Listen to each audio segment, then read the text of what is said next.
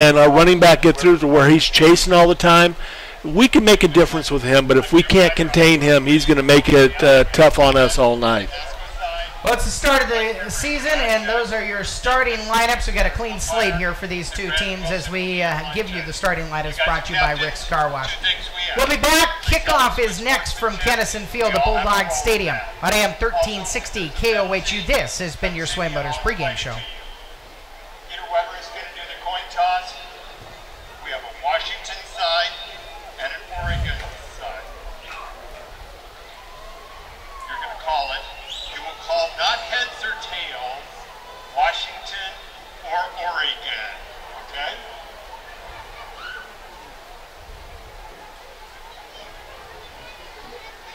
The call is Washington. It has come up Oregon. Hermiston, you won the toss. We're on defense. Hermiston over here. Pasco there. Oh, David changed it up. We're receiving. Wow.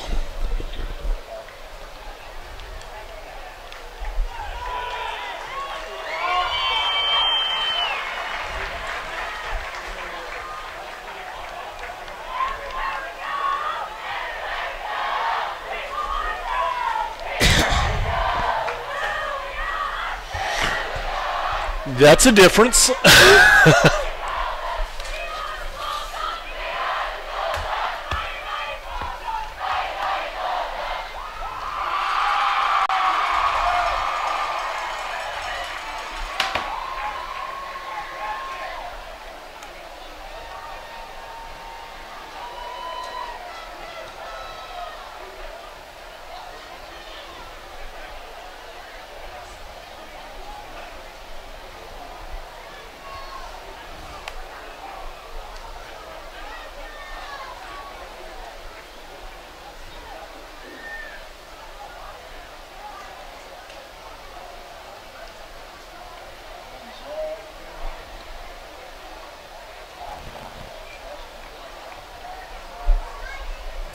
From the Old West Federal Credit Union broadcast booth, I'm Eric Olson. He's Sonny Levy. The Bulldogs win the toss, and Sonny, they're going to start with the ball. Yeah, that's a new wrinkle. This year they won the toss and decided to go ahead and receive the football. Maybe they, and I would do this probably myself, take the football first and see how much pressure that they can put on this Pasco defense. That's one thing that I saw up there. They too are very young in the defensive backfield, and they've got to feel pretty comfortable that if we can hit the wheel routes or if we can get Jordan Ramirez off quickly, then some good things can happen for us. Bulldogs will be attacking left to right, so as they go, they will be looking away from the sun, which is still pretty tough to deal with. The kick is short and to the far sideline. It'll take a bounce and at the sideline be batted out of bounds. 29-yard line is where Hermiston will start over after what was kind of a precarious situation there on the far sideline. Almost a huge mistake made that time by the Hermiston second line of defenders. He watched the ball bounce up, and Pasco was almost able to go ahead and come pick that ball in. In fact, they got the hand on it, which knocked it off their own player, but Hermiston going to go ahead and start it on the 29-yard line. A little bit of breeze to their backs as they attack left to right in the purple uniforms. Andrew James, starting quarterback for Hermiston for a third year. Last year, the 5A Offensive Player of the Year. He is in a pistol set with a back to his right. Wyatt Nolan slaps his hands off Nolan, running left side, bounces off one tackler, sheds another across the 35 and up to the 38-yard line. He's pulled down from behind. Anthony Cruz, a senior linebacker, in to help on the tackle, along with David Pruitt, the big guy in the middle who plays at a tackle position for Pasco. They go with 4 down linemen, and it's a 4-2-5. Kind of, well, not kind of, almost exactly like what Hermiston's running. Moving H back into the backfield and a pistol set for James on 2nd and 1 from the 38. James turns, drops the ball, bobbles it, picks it up, rolling to his right, pulled down and back around the 25-yard line. Sacked by Avery Burrows, and it's a big loss for the Bulldogs. Yeah, a 12-yard loss that time. Andrew just couldn't hold on to the football, and unfortunately did a good job of picking it back up and salvaging the possession of the ball. Sergio Rosales will put his hand on the ball. He's the center. Dustin Coughlin and Jacob Levy starting at guards. Colton Duquette and Chase Bradshaw at the tackles. 3rd down and 13 from the 26. James takes a snap. Straight drop. Lots of time. Screen save. Dropped off to the left side for Nolan. Near side. Bowling all the way up to the midfield stripe is Wyatt Nolan before he's pulled down. He's going to gain 24, but the flag is going to negate everything as we get this first opportunity to hear from this officiating crew from across the river. One of the things we said goodbye to, not just the state of Oregon, but also to the Blue Mountain Officials Association. Holding is the indication against Hermiston. Pasco is going to take it and make this a 3rd down and very long with 10:39 on the clock. Opening quarter, opening drive of this opening game in the 2018 season. Repeat 3rd down. Yeah, it's very unfortunate. They had that screen set up perfectly, and Pasco had jumped the outside portion of the screen, and Nolan was able to kick it inside, and nobody was home until after the 24-yard pickup. Wyatt Nolan will empty the backfield, and he'll be wide to the left side along with Jordan Ramirez. 3 tight to the formation right with the ball on the 19-yard line, 3rd down and 20. James, quarterback keeper, running right side, pulled down after gaining a handful of yards over on the right sideline. Pulled down on the play by Alan Muniz, a sophomore linebacker for Pasco. It brings up 4th down and 15, and Hermiston is going to punt. We get our very first look at Juan Navarrete. Starting goalkeepers where he's projected this spring when Hermiston boys soccer, that's right, I said spring. That's when the boys soccer is competed in the WIAA. But Navarrete has the opportunity to punt here for Hermiston. We're told he's got a big leg. This one comes off of the toe and bounces at the 50. It will roll Hermiston's way inside the 40, and around the 40 it will check up and be picked up at the 41-yard line. Hermiston's able to at least push Pasco a ways away, and now a team that was 0-10 a year ago gets to come onto the field offensively, led by their senior quarterback, Emilio Davila. He's 5'11", 210 pounds, 9:50 on the clock in the first quarter, and Pasco's first opportunity to touch the ball in a scoreless game. What stood out to you when you saw Pasco in the jamboree, albeit it's a jamboree? The biggest thing that stood out was their offensive line. They're out there without their starting center. He's laid up on the sideline. He is walking around, though, a lot better than I did. But their offensive line kind of impressed me, and their quarterback is composed pretty well. Pistol set, Noah Gonzalez behind, quick flip out to the far sideline, caught and across the 45-yard line. That is going to move Kyle Stickle up to the 48-yard line is where they mark him. Gain of 7 on the play, and a 2nd and 3. Pasco working quickly. On the near sideline, Garcia inside of Brandon Scott, and Stickle and Brown out to the right, short side of the field. Davila up to the line, changing his protection. He's got a tight end left on this 2nd and short. Looks to the left, flat. He'll throw it there for Gonzalez. Gonzalez trying to get to the sideline. Flag out as Gonzalez has the ball knocked out. Tackled by Giovanni Rosone, and then he tackles the official as well. Yeah. And actually, he's down still. The official is hurt. Dan Emery, the longtime trainer here at Hermiston, quick to his side as Rosone, and I don't know if Rosone spiked him accidentally with the bottom of his cleat as he came into him. He was spun around in a kind of a leg whip, and it kind of caught him right across the lower part of the legs, Eric. So we have to check on the official before we move any further than that. And now we will check on the marker as well that was down on the play. Gonzalez didn't get to the first down marker he needed to. In fact, after about a yard gain, he fumbled it out of bounds. Larry Usher, the athletic director, out talking to one of the fellow officials in this crew. 5-man crew down from the state of Washington that oversees Mid-Columbia Conference quite a bit. And they're going to send both teams to the sidelines. 9 minutes, 9 seconds left in the first quarter. This is Pasco's opening drive, and we're just 3 plays into the drive. And the injury to the official is appearing to be serious enough. Dan Emery's been working with the official for quite some time. Holding against the offense is indicated. It will be accepted by Hermiston and move the ball back to the 42-yard line. So instead of a 3rd down and short, Pasco's looking at a 2nd down and long after we find out what the final evaluation is going to be as to whether or not the official who was on the Hermiston sideline is going to be able to keep going.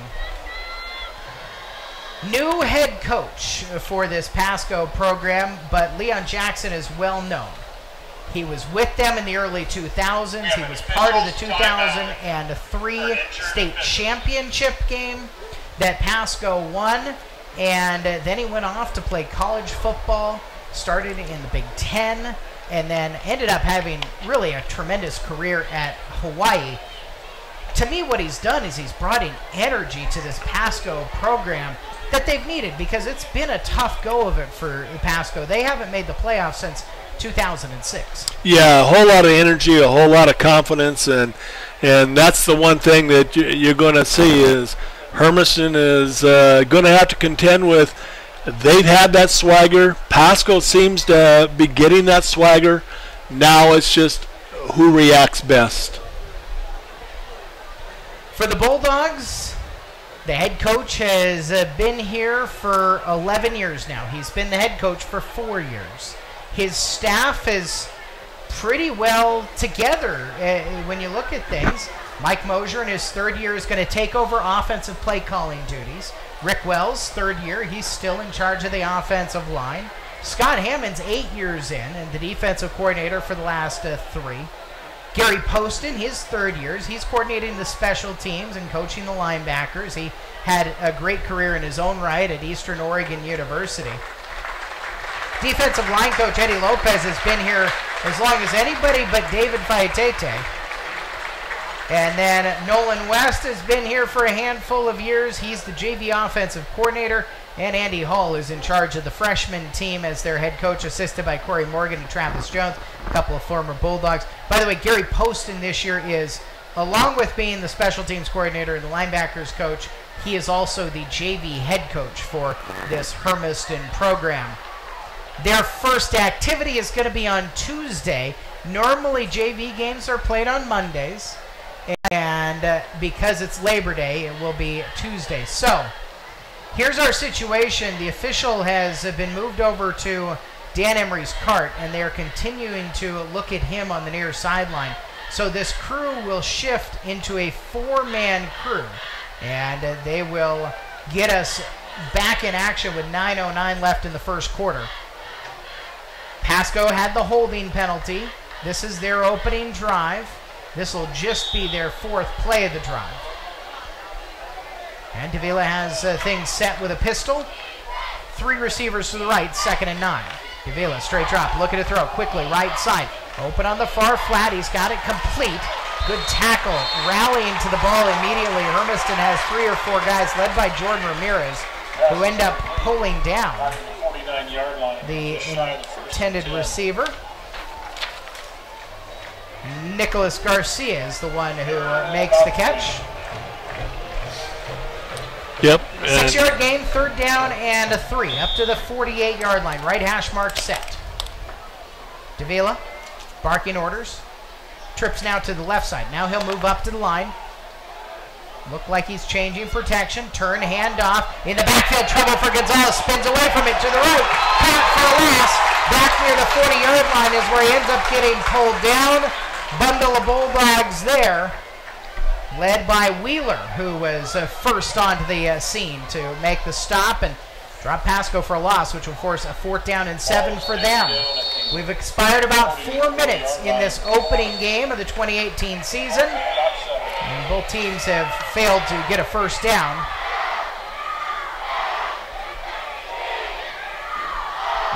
And Yabani Razon's got to come off because his shirt's untucked.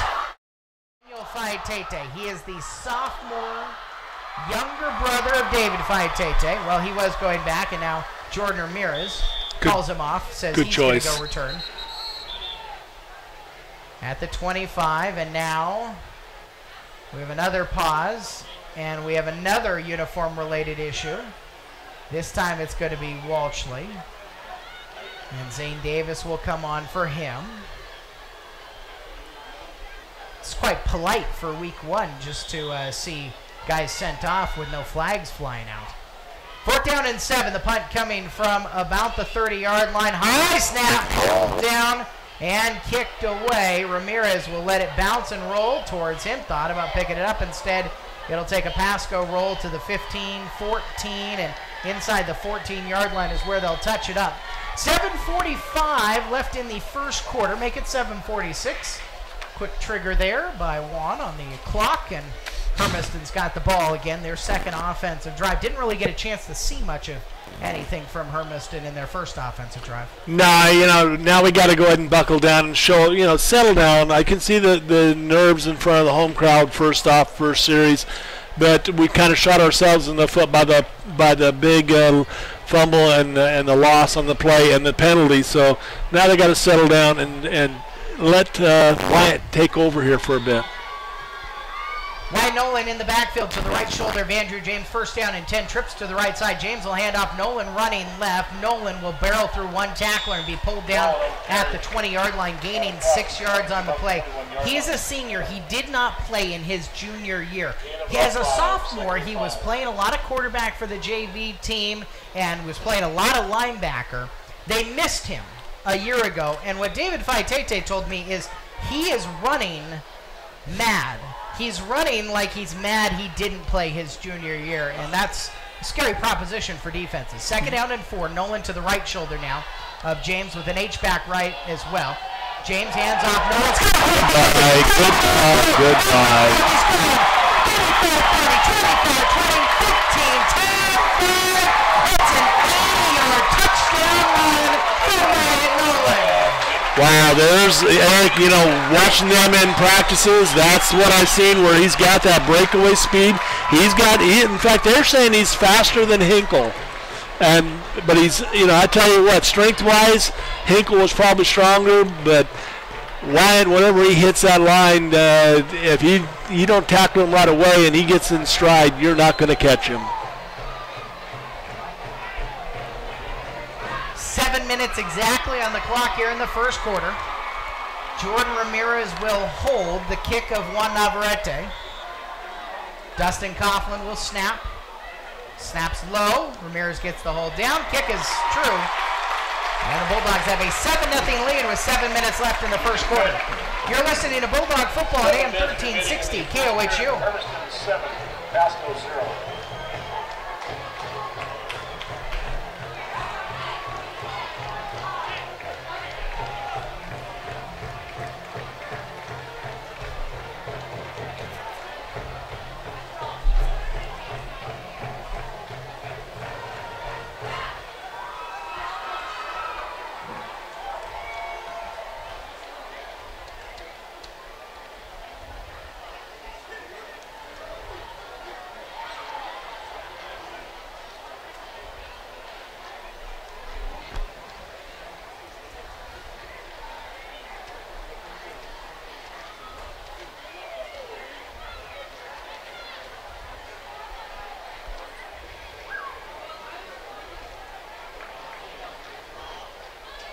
Fans, buy your tickets, $5 each, help support Hermiston High Cheers. You can win a big screen TV, and then on October 26th, you can also give a chance to win. From the Old West Federal Credit Union broadcast booth, I'm Mark Olson alongside Sonny Levy. We welcome you if you're joining us online at our web stream. You can find it at GoHermiston.com and Mixler.com. It's powered by Eastern Oregon Telecom.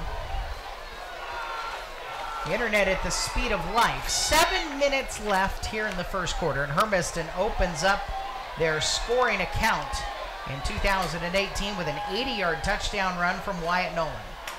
Juan Navarrete's got a bit of breeze at his back as he gets ready to kick things off. Pasco attacking left to right, right to left as we look at things. Wow. And Hermiston's offsides as Navarrete booms one to the goal line. But I think Hermiston's going back 5 yards for an illegal procedure penalty. Well, they can't keep, that time a good opportunity to have the other team starting at the 20-yard line and shoot the foot with getting too big of a break. Honestly, the way he kicked that ball, he could probably do it again and come darn close to the goal line. Especially as close up as that back line is standing. I mean, they were at one time the 15.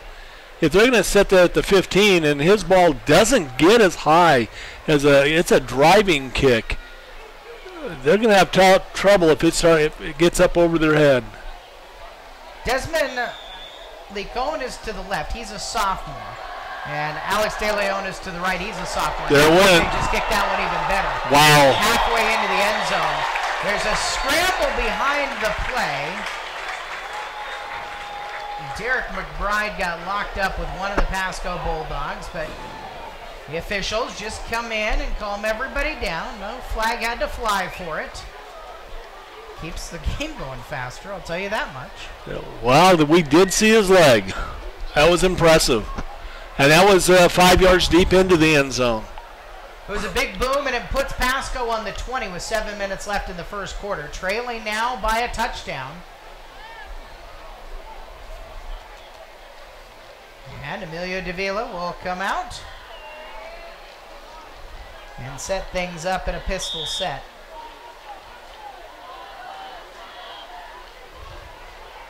Tyson Nation, a junior, is behind him. Nation takes a handoff, run up the middle, sheds a tackler, and is pulled down at the 24-yard line. Andrew James is in there on the tackle along with Ryan Arnold, Gain of about 4, 2nd and 6. I was thinking about it. The last time Hermiston truly had a quarterback who started on both sides of the ball was Mark Hodges Jr., and he wasn't supposed to start at quarterback, but we were 3 injuries into the season. 2nd down and 6. Quick flip out to the far sideline, caught across the 25, and near the 28-yard line is where Pasco is able to move the ball on the completed pass to Cale Stickle.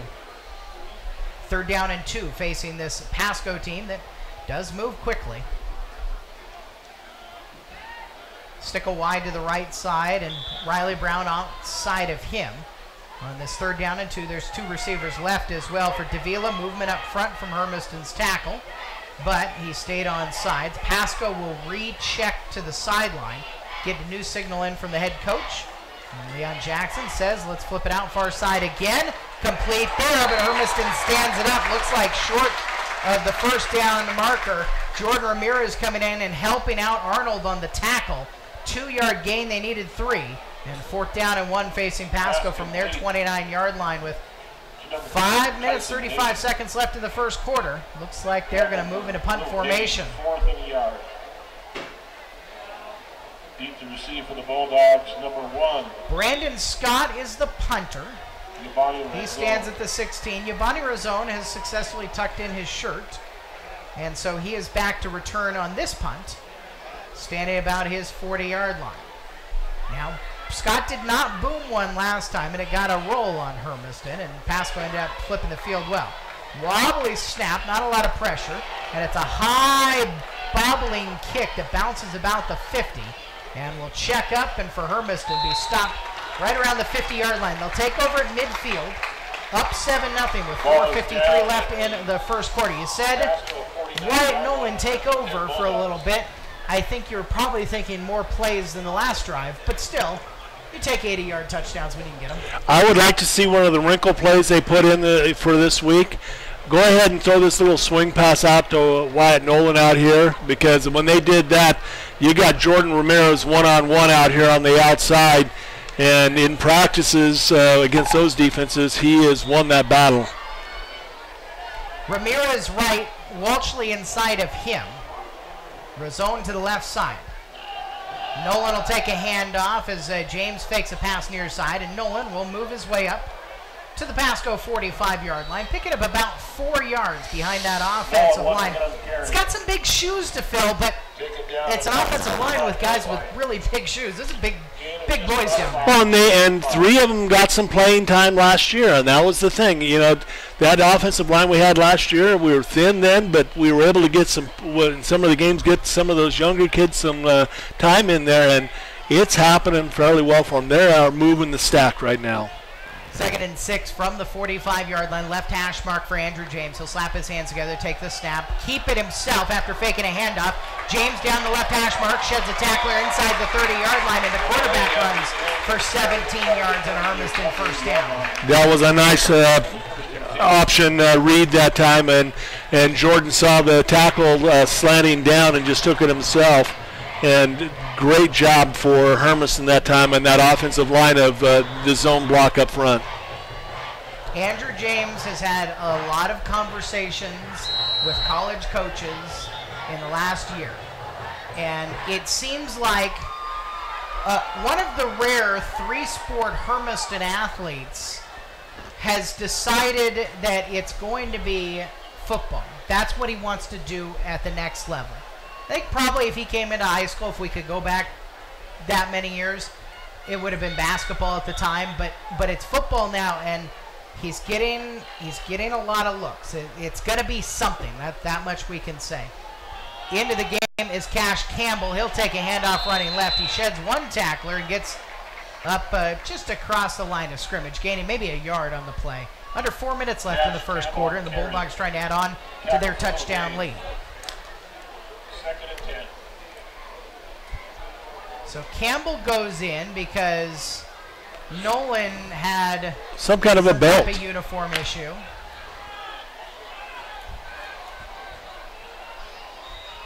And actually it was Daniel Fatete that had the belt issue. 2nd down and 10 from the 28. Rolling right. James looking to throw. Fires one down into the flat, and it's caught. Trevor Wagner picks up the pass at the 19-yard line. And 9-yard gain, just short of the first down by about a length of football. Under 3 minutes left in the opening quarter. Hermiston 7, Pasco nothing. First game for Hermiston in the WIAA. James has got Arnold at the H-back to his right shoulder. And then Nolan behind him on 3rd down and 1. 2 receivers right, man alone to the left is Pitney.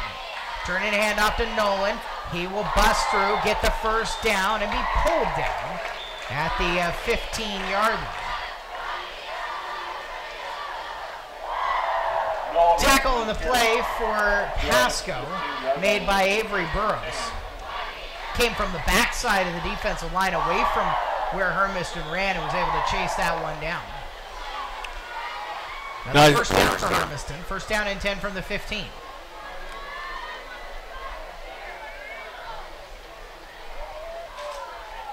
Pitney right. Couple of tight ends in there.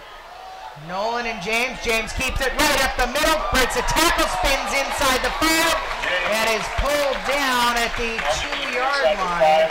Cale Stickle, who we've said his name a few times as a receiver, he makes the saving tackle to keep James out of the end zone. But 13-yard gain, first down and goal for Hermiston with 2:03 left in the first. There was that nice little read option again where Andrew just made the great call himself. Once he saw that big defensive tackle slant out, Andrew just kept it inside.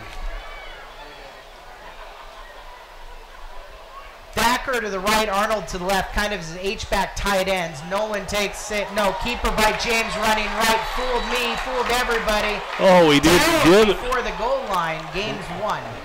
Wow. Number 8, Andrew James down just shy of the goal line. That was a great fake by Andrew James, and an even better fake on the pull out by the running back coming back across, that he didn't take the football. Arnold to the H-back to the left shoulder. James pistol set with Nolan behind him. Second down and goal from the 1-yard line, about the half-foot line. James, hands off. Nolan bounces off a tackler, turns right, reaches for the goal line, and he is down. Ball popped out, but the official says down before he got into the end zone. Third down and goal for Hermiston, again from the 1. Taken down just shy of the goal line. Third, a little less than a yard. Hermiston looking for a way into the end zone in the final 34 seconds of the first quarter. James, pistol set, play action. Oh, he's in. Right wide open as he whips it into the end zone with his arm outstretched for a Bulldog touchdown. Yeah, another great fake that time by Andrew. They reversed his field. Pasco was going on the slant on the fake up the middle, and Andrew had nothing but a purple end zone in front of him. Just 23 seconds left in the first quarter. Andrew James did it on the ground, did it on the air, earned 5A All-State first-team honors last year as the Offensive Player of the Year. Now he's got his first rushing touchdown. Ramirez pulls in a very hard snap, gets it down for Navarrete, who puts it through. And Hermiston, with 23.2 seconds left in the first quarter, extend their lead to 14-0 over the Pasco Bulldogs. And we said during the tailgate show, kind of nervous around this program here going into this game. Sigh of relief now? I think kids just needed to get on the field and get that first series out of the way, or whatever it took. Maybe it took the first time they got on the sideline and had a little bit of a extended pep talk by the coaching staff. But that swagger is back. They're starting to understand that they can move this football on this Pasco team. Pasco is not making a whole lot of changes on their defense at all, and most of those defensive starters are the same ones on their offense. So Hermiston going the same way, though, but Hermiston's got them on the heels, going to run them a bit. It's going to mean everything coming, the rest of this game. 23 seconds left. The sun has almost finished its trip down to our left, beyond the horizon, but we've just still got the faint glimpse of orange. Beautiful clear night, not a ton of wind, kind of rare coolness to the night as well for opening night here on Kennison Field at Bulldog Stadium. Couple of teams of Bulldogs, Hermiston and Pasco. Bulldogs from Hermiston lead 14-0. Navarrete, high spinning kick into the end, another touchback. 2 in a row for him. And Pasco starts on the 20-yard line. Gotta love it. I mean, that's the shades of what we used to see in Luis Medina. Maybe not driving it through the end zone as far, but I tell you what, you get it over that wide line there going into the purple, and good things can happen for you when you make a long field for your opponent. It doesn't matter how deep it is as long as it goes 60. Yep, as long as it gets across that white line. 60 and 70 are the same thing if you're kicking off from the normal position. This makes Pasco have to change up what they've wanted to do all game long, and probably they came out trying to throw all the first few plays of the game. We'll see what they do now. Davila has a Nation in the backfield again. He'll flick it out into the right flat. Caught just across the 20-yard line. Good closing speed by Hermiston. And that was Zane Davis, who's really shown well here in the practices this last week. Nicholas Garcia was the one Davis caught for just a gain of 1.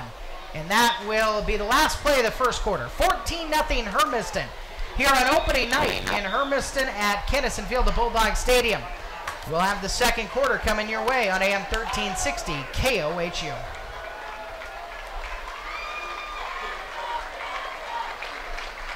Who caught that one? Number 20.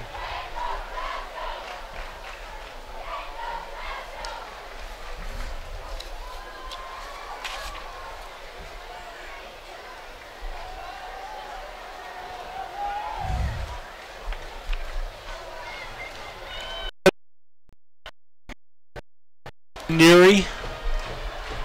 Who'd you say, Neary? 20, Garcia. Like 20. Garcia. 20. Oh. I can't see it out there. No, I've got to do this all the time. Sucks.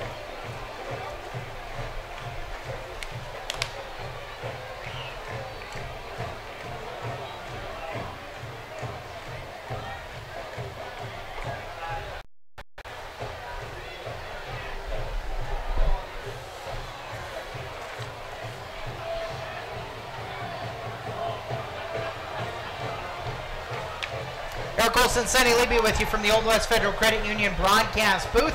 High atop what used to be the highest occupiable building in Hermiston. Now it's just a really tall drink of water here in Hermiston. 5 stories up, and we call it Bulldog Stadium. Down on Kennison Field, Pasco and Hermiston.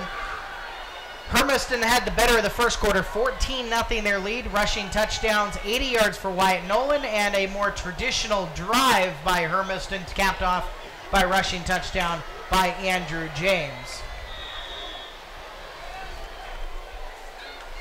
Second down and 9 for Pasco coming into the second quarter. Davila looking to throw, rolls left side, throws into the second level, and completes the pass. Nicely picked out. It was again Nicholas Garcia who caught the 1-yard catch at the end of the first quarter. And that catch is good enough to move the chains, gaining 11.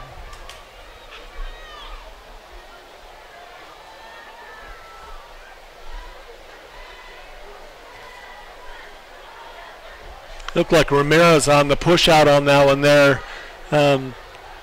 Actually, might have been Rizzone on the opposite side over there. First down and 10 for Pasco. Davila will move back up to the line.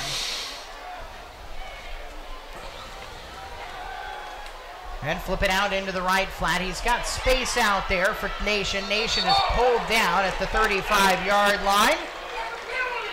Zane Davis, the one who completed the tackle. Some of the Pasco coaches thinking maybe that was a little bit tackle, but no flag out. 3-yard gain, 2nd and 7 for Pasco. Attacking left to right here in the eve of the final day of August in 2018. Opening night for these two teams. Play action, pump. A slow developing play, but good defensive coverage downfield for Hermiston, forcing Davila to check down and into the hands of Trayton Mitchell, the sophomore, who had slipped out into the left flat. He'll gain 5, and it's 3rd and 2.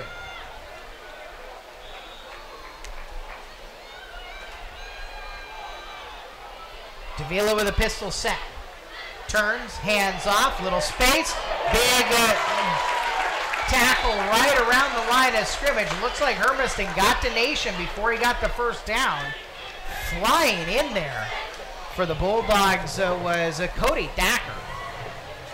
Thacker, and then to clean it up, you had Wyatt Nolan also. 4th and 1 from the 41-yard line. Pasco's down 14-0 with 10.5 minutes left in the first quarter. Leon Jackson, the first-year head coach, he coached for the last 2 years over at Hanford as an assistant, has sent the punt team back out.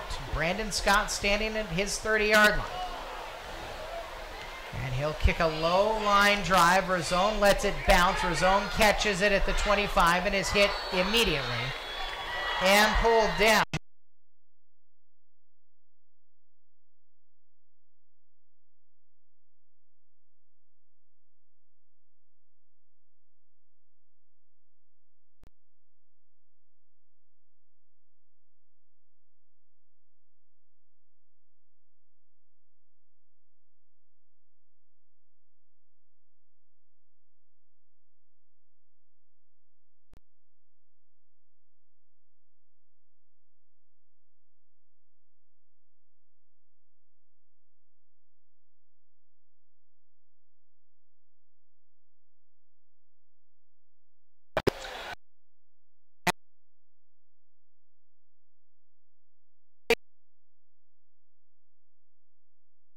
60.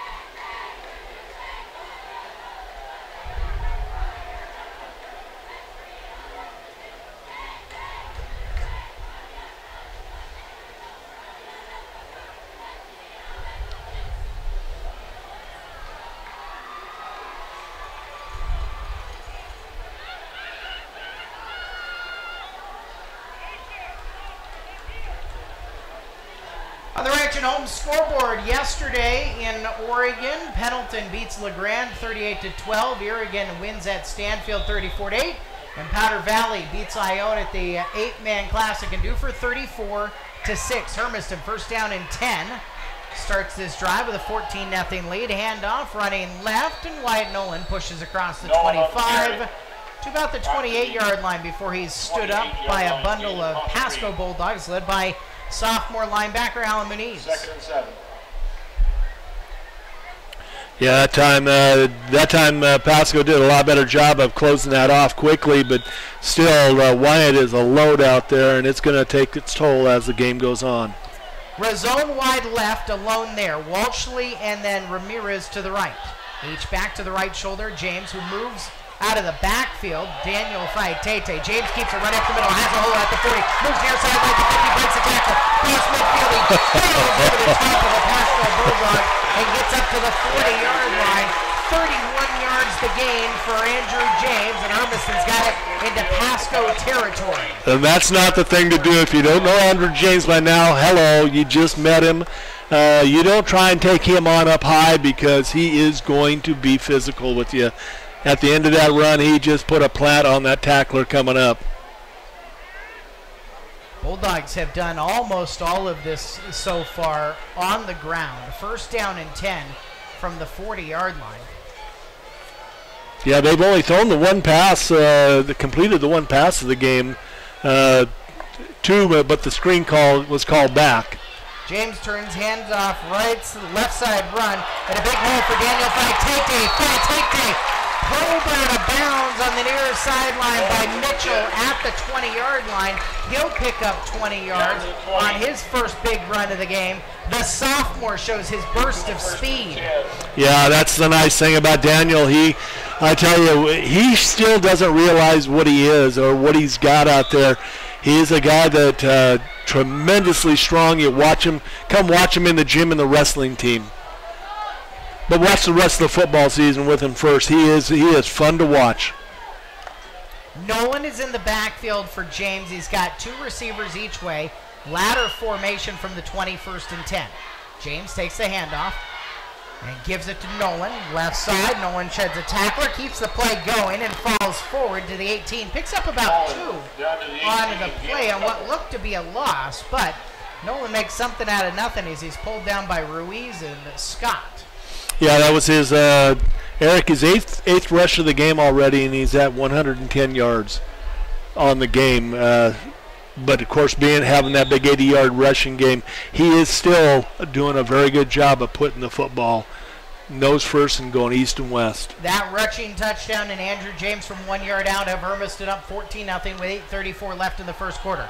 James fakes a handoff, throws near side to Razone. Razone shimmies away from one tackler and gets down to the 15-yard line, picking up about 4 on the play. 20 to the 15. Hermiston will have a 3rd down and a 5 facing them.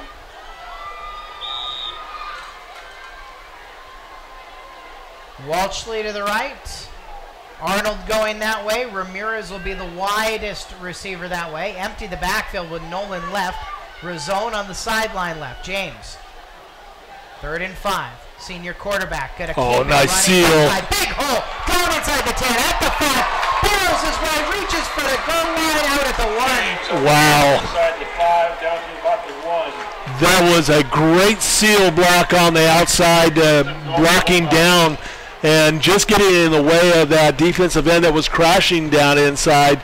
And you do that and give Andrew just a little bit of a break. That was Walshley, I believe it was, that had that. Garrett Walshley that had that little seal block. Excellent job. First down and goal for Hermiston at the 1. James punched it in from this spot the last scoring drive. Hermiston up by 2 touchdowns on Pasco. James slaps his hands off. Nolan running right, ran into a big body. Lost a yard on the play, right into the hands of Davian Pruitt. Pruitt, he's having conversations with lots of people. Washington State's interested. Eastern Washington's interested. Portland State's interested. Utah's interested. Who better to shepherd you through that process than somebody like Leon Jackson, who went to college and actually went to a couple of D1 colleges, so he knows what you got to do to get from Pasco to the big time. Third down and goal from the 3. James, hands off. Nolan again, stiff arms a man, sheds another tackler, dives for the pile while he's got it. Touchdown, Hermiston. 3-score lead with 6:54 left in the first half. Yeah, he was hit a couple of times that time and just kept the legs moving and was able to go ahead and push in right behind his wideouts over there on this left side. I already told you, David Faitete said he's running mad. Mad because he didn't play last year, but also he's got, he called it grown boy strength. He's no longer little boy strong. He's grown boy strong. Some man strength right there. Navarrete to add the extra point. He's perfect 3 for 3. 6:54 left in the second quarter. 21-0 Hermiston's lead. You're listening to Bulldog Football. 1360 KOHU.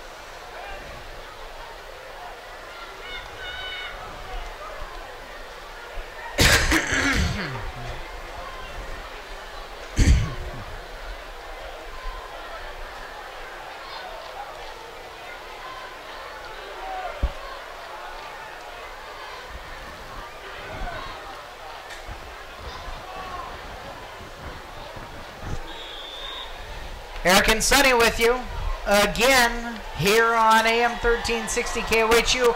48 years for the radio station covering Hermiston Athletics. Juan Navarrete, that one went 60 yards and 2 inches, and it was good enough. Another touchback, 3 straight for the kicker who had played football for his life. First opportunity here is senior year. Let's try some football, and he's pounding the ball right now, Sonny. I'll tell you what, when you talked on the tailgate, we were talking to David Fatete about what it means to kick that ball into the end zone.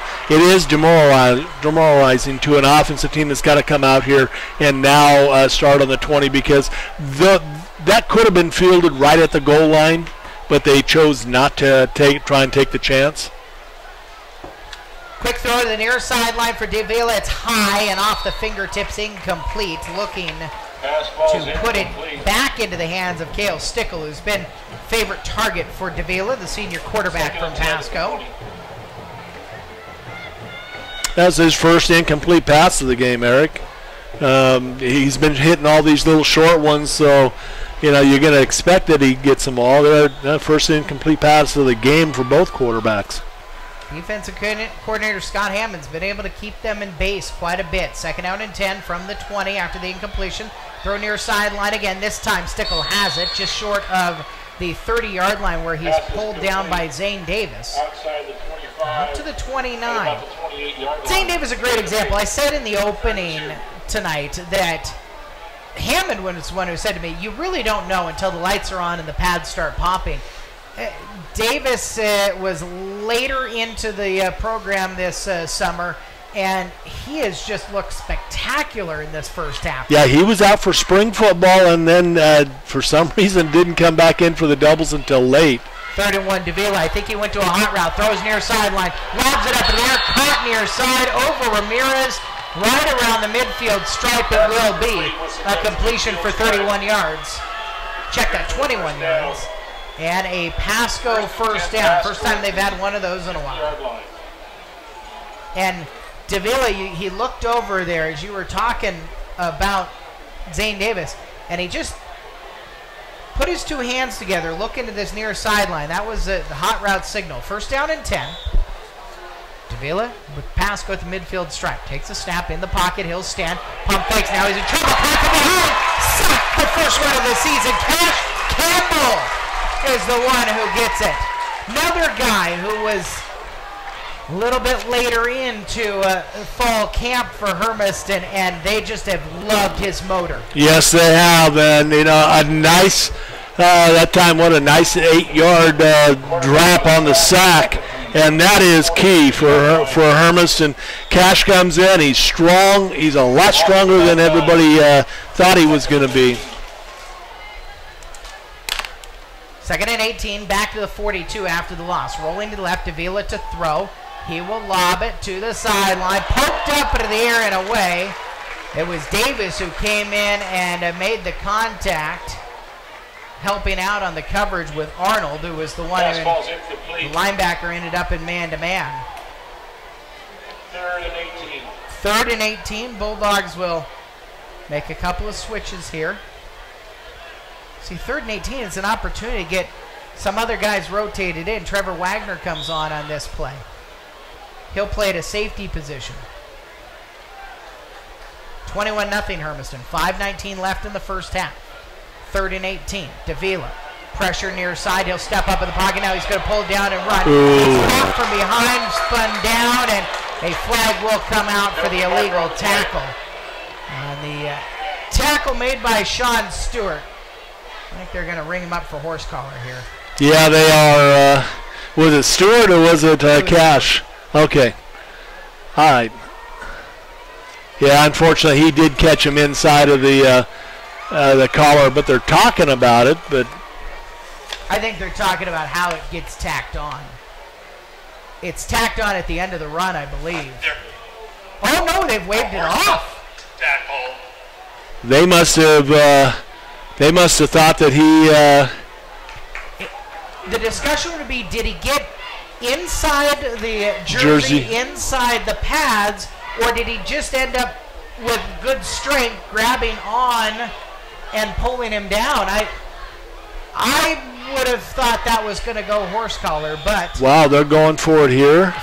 Down by 21 at midfield. Now a timeout called before the play was off. I think they realized that it was a 4th down, that they didn't pick up a 1st down.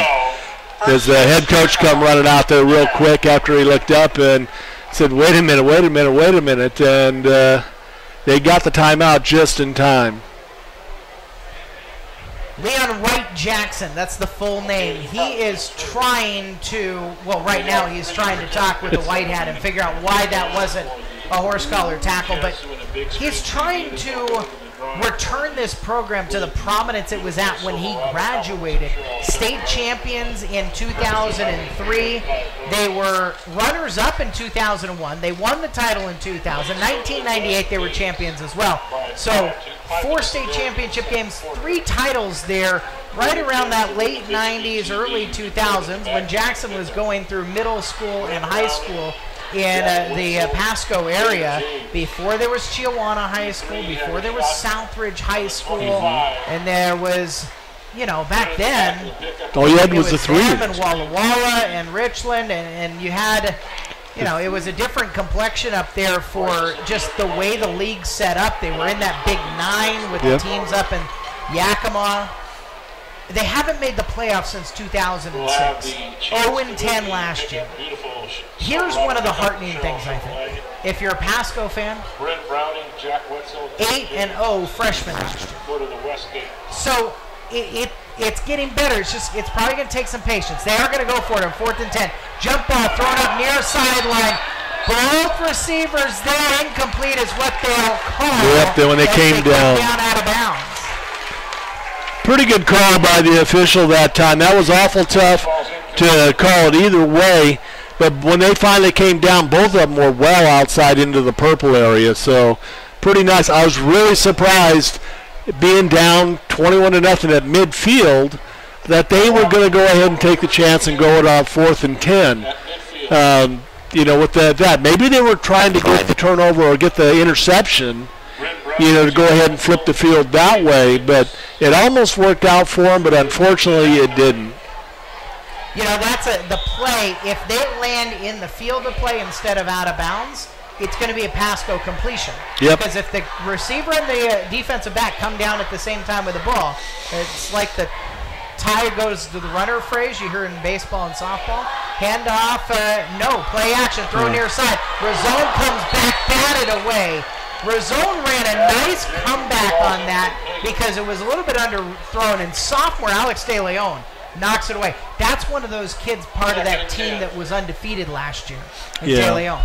Yeah, that was a nice job, nice defense. De Leon might have got away with a little bit of a pushback in there to get Razone off balance, but not enough for this four-man crew now of officials to make a difference.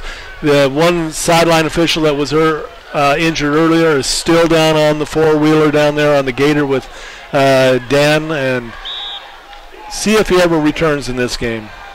Well, I think he's done. This is going to be a four-man thing. Second out and 10, hand up, big hole up the middle inside the 40-yard line. Just a huge burst of speed there from Wyatt Nolan. Yeah. He is a beast. Faster than Jonathan. Yeah.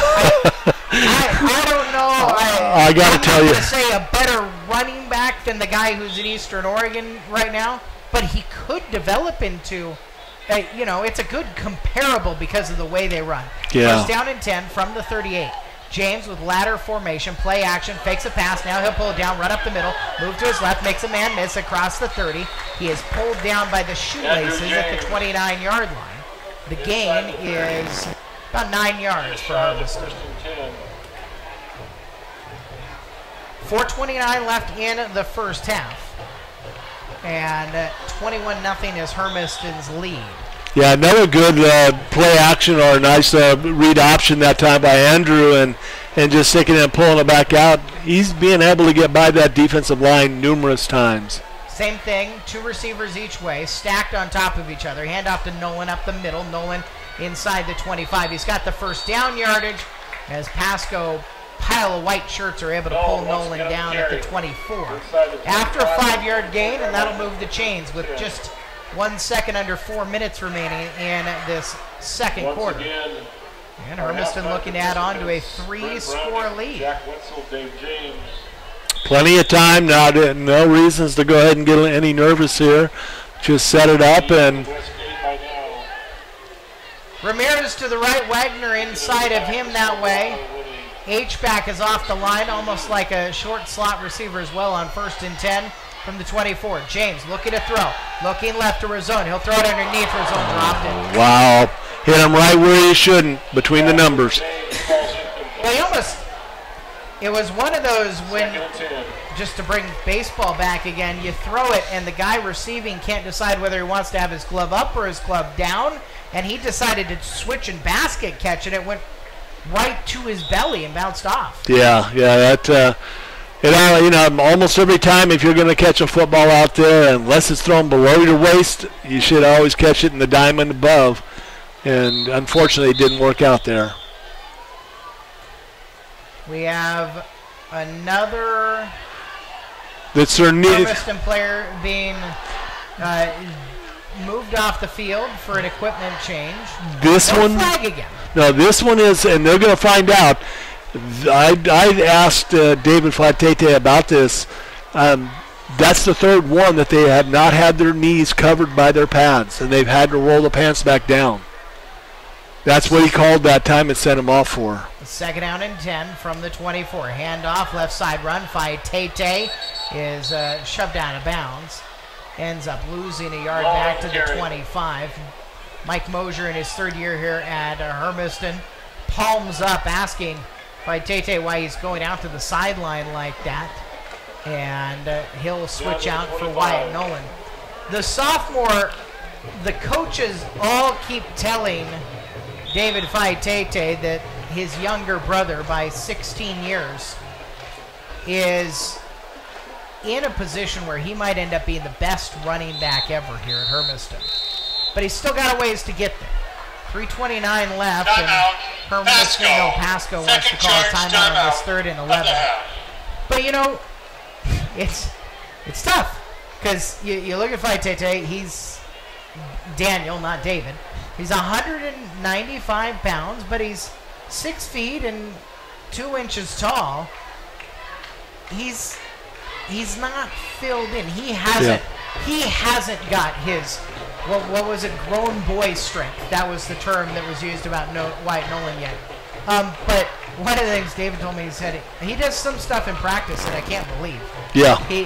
He was for a 5-yard loss, and he did a jump step and ended up, I mean, he got 4 yards back out of it and only lost a yard in practice. And he said against the #1 defense, on the one play, he switched the field twice on the #1 defense and scored. Like his speed, some of his instincts are incredible. And I mean, you know, his older brother was a star at North Medford. He was a star at the University of Oregon. So there's pedigree there for those. And, you know, it comes down to, David told me, I'd probably push him harder than anybody else. And he's said, right. Yeah, no kidding. And he said, I might even push him a little bit harder than I should. But, you know, it's whether or not this, and I think Faitate will. He'll capture what he's got in a bottle. And when he does, oh, boy, look out. Yeah, he's impressive. 3rd and 11 from the 26. James, lots of time, throws over the middle. Pitney's got it inside the 10.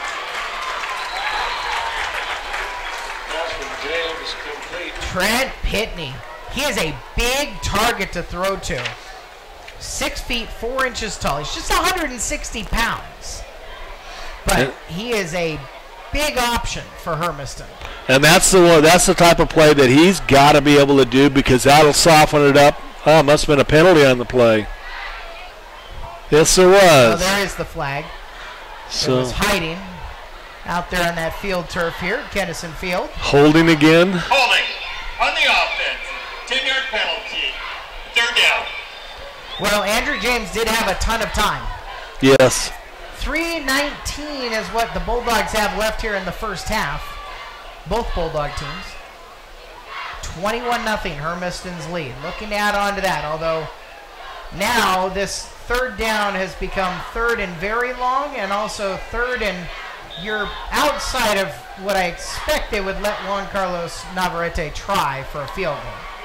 James, pump fakes, looks back to the right, set up a screen, defended well by Pasco. James will roll to his left. This has become a broken down play. Yeah. James will just walk out of bounds back at the line of scrimmage, and Hermiston will end up having to try to punt, I think. I mean, it would be a 55-yard try. No, they're going to set it up, are they? No, they're going to punt it. No, he will punt.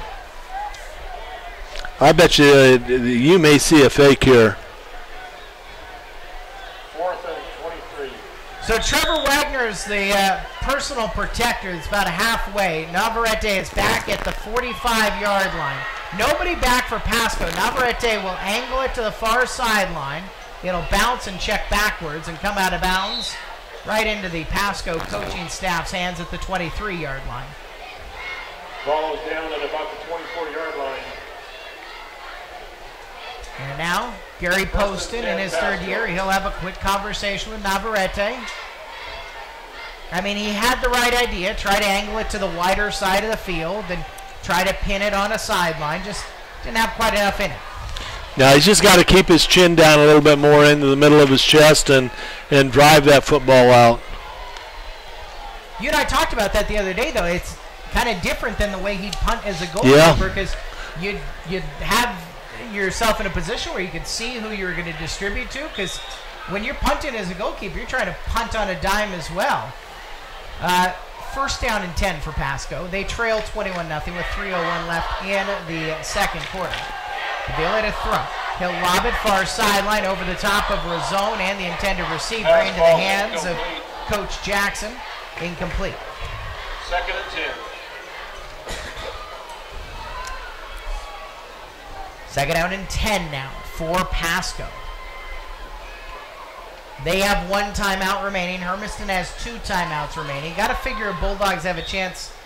Hermiston's Bulldogs have a chance to see the ball one more time in this first half. Second and 10 from the 23. Davila throws near sideline. On the sideline, caught by Brown. Riley Brown breaks a tackle and another. He's shoved out of bounds at the 40-yard line. Picks up 17 and moves the chains. Make it 18. They say 41 is where he got the ball extended to. Nice job by that time by Brown. Hermiston was trying to tackle up top, and Brown did a good job of hand fighting and rotating the guy off to be able to make that extra yardage. From the 41, first down and 10, right hash mark set for Pasco. Davila stays in the pocket, throws near sideline. Jump ball, and just in and out of the hands of the intended receiver. On that play was Mitchell, who was the intended target. Walshley was on him, and Walshley did a good job of sticking to him. Second down and 10. 2:42 left in the second quarter. Hermiston's lead is 21-0.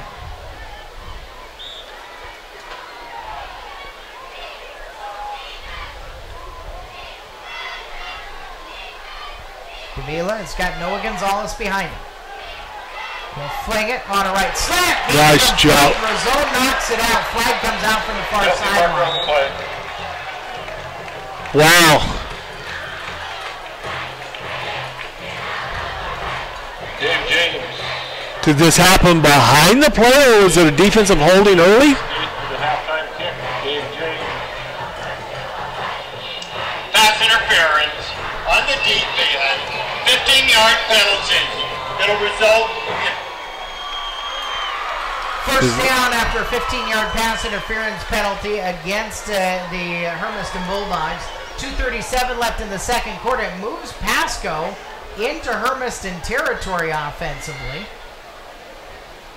for the first time tonight. And down to the 44-yard line. Well, Razone batted away with his right hand, so the official must have seen his left hand tugging or pulling or holding or hugging. Davila on first and 10 in Hermiston territory. He's standing right at the midfield stripe. Looking to throw right side. Pressured as he throws to the near sideline. Incomplete. Looking from Trayton Mitchell, who's again locked up with Walshley. Walshley needs to kind of back it off just a little bit. Nice job of coverage, but you know, you don't know how these officials are going to go ahead and call this game, and if you kind of taunt a little bit, they may start that yellow thing coming back out again. I will say, the management has been good so far. Some stuff that we've seen flags for in the past, they've just done some talking to. Screen trying to set up, they'll lob it over the middle. It's poked away. Cody Thacker was the one who was able to read, intended for Noah Gonzalez. Pressure applied on Davila as he got it away, and Thacker was able to get his right paw on it to force third down and 10. Yeah, that was a great job by Thacker of reading that and getting the ball and batting the ball up in the air. And Hermiston was very close to being able to get a good dive in on the football to try and intercept it. 2:26 left in the first half from the 44. 3rd down and 10. The senior quarterback from Pasco takes a snap, looking left. Now he's going to roll that way. Pressure from behind. He throws sideline, incomplete. Incomplete. Good opportunity. There was a well-thrown ball by Davila, but Brandon Scott could not pull it in. And a nice job by Campbell flushing him out and chasing him, so he had to get rid of that football off the wrong foot. Campbell, I tell you what, he's this is a nice addition to this football team. They went for it on 4th down and 10 from the 50. Now they're at the 44 in Hermiston territory, and they will go for it again, 4th down and 10. Davila having a quick conversation with his slot receiver, Trayton Mitchell. They get a pooch kick it right now. 2:19 left. No. Davila rolling left, pressured as he goes. Hit as he way goes, over. Incomplete over everybody. Turnover on downs forced by Hermiston. The Bulldogs with 2:13 left and 2 timeouts here in the first half have a 21-0 lead. Yeah, that was the opportunity for Pasco's got 2 first downs on the night, and both of them via the penalty by Hermiston. So. That kind of surprised me there that, even though there were 5 yards difference, that they went for that again. First down and 10 for Andrew James and the Hermiston Bulldogs, up by 3 touchdowns. 2 receivers each way for James. He'll hand off. Nolan to his right, edges back left, breaks attack to the 45, inside the 35, spin around at the 30, still on his feet, down inside the 20. Ball is not loose, scramble at the near sideline in front of the Hermiston bench. Hermiston saying they picked it back up at the 23, and it was recovered by Thacker. Nolan, as he just kept bouncing off of tacklers, the ball kept getting higher and higher, and it got poked out. He gets credit for a long run. Thacker recovers the fumble. And Hermiston's got first down and 10, under 2 minutes remaining at the 23. Handoff again. Nolan running left on the quarterback option. Wow. Huge gain. Ended up 8 yards on the pickup. Didn't really look at. That's how well the offensive line's moving Pasco right now. Second down, about 2. James back to his right. Slaps his hands, rolling right, looking to throw. He will throw. Nice pass. Out by Watchley in traffic, down at the 2. Pastor James is complete. That was rifled in, and Watchley hauls it in, gaining 14, and it's first down and goal for Hermiston at the 2 with 1:16 left. They've still got both their timeouts. Clock paused till they get everything set, and now it'll run. Hermiston up 21-0. Trying to add on. James empty backfield. The senior quarterback will take the snap. Looks to run. Runs right. Bounces off a tackler. Bounces off of another. Stood up at the 1-yard line. Gains 1. Second and goal coming up. They do stop the clock as he got out of bounds. 60 seconds left in this first half. Daniel Faitete is checking into the game. Inside the 2 and about the 1. And it will be Cody Thacker who he replaces. So it'll be Faitete in the backfield along with Nolan and James. Second and goal. Ball is just about the 1. Faitete right, Nolan left, James in the middle. James takes a snap. Option. Right side, past Nolan, scramble on the far sideline on a fumbled ball. And Hermiston does keep it, but they lose yards back to the 12. And now a timeout's going to be called with 47 seconds left. Hermiston Timeout. wants to talk. Hermiston. Second charge, timeout of the half. Well, third down and goal from the 11. You have liked the way that Andrew James has been able to throw fade routes to the back pylons this offseason. Yeah, he has worked very well with Jordan, and we have not, well, because we've been running the ball so well. We got almost, 300 yards rushing in this first half because we haven't had to pass. But let's see if he goes ahead and runs that little wheel route to Jordan to that pylon. This might be the time for that. They put in another little counter, Eric, a wide receiver counter play inside. We saw it once or twice last year, but not a whole lot. But the way that Pasco has been changing up and coming hard off that rush like that, this counter might, if they ran that, might work real well. Listen to Hermiston Bulldog football at AM 1360 KOHU in Hermiston and online on the World Wide Web. It's at gohermiston.com, or you can find us on mixler.com at 1360 KOHU. Our online stream this year, brand new, powered by Eastern Oregon Telecom. Internet at the speed of light. Out of the Hermiston timeout. 3rd down and goal from the 11. Andrew James back to his right, 3 receiver options left. He's got Jordan Ramirez in a one-on-one right.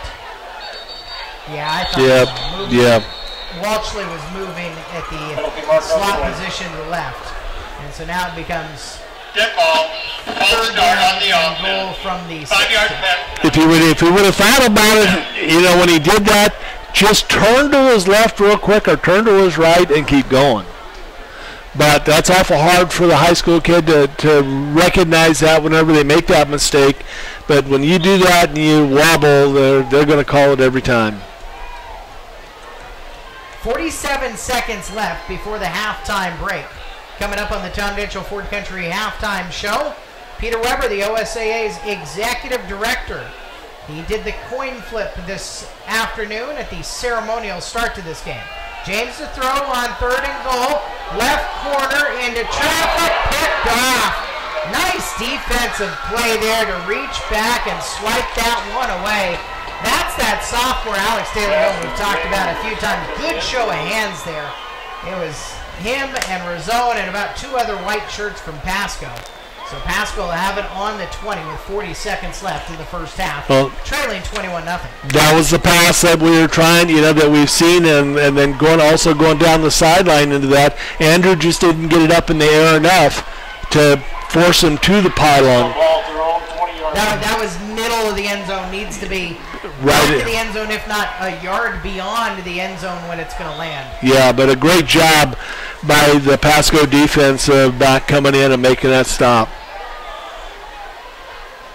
Davila looking to throw left side. Ooh, almost gave it back. Away and almost an interception, but instead it's a reception. Good for 8 yards to Brown. 2nd and 2. Check that. That was Brandon Scott. 2nd and 2. Clock is spinning. 20 seconds left.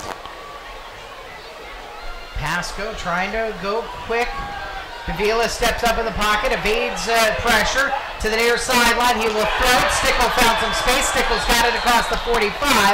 He's pulled down by Zane Davis and Arnold, but not before a gain of 18. Pass is complete. Pasco's got 7.8 seconds left. They will take their final We have a timeout. Pasco, 3rd and final charge timeout of the half. So Pasco will get to draw something up. A little Sandlot football here. Down 21-0. Try to find some way.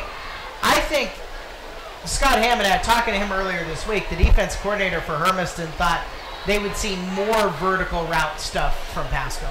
Well, they did show the vertical routes, but that showed it against the team of Walla, and actually they played LeGrand, and they threw the most vertical routes against LeGrand. They did throw some against Southridge, which I believe they played Southridge, and they had more success on the stuff that they're running up underneath against Southridge. 7.8 seconds remaining. Here on the near sideline, it's just Riley Brown.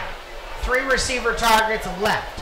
Davila's going to roll left, pressured hard from behind by Cash Campbell. He'll have to dump it off in underneath, tip twice, caught by Pasco on the far sideline to the 40-yard line.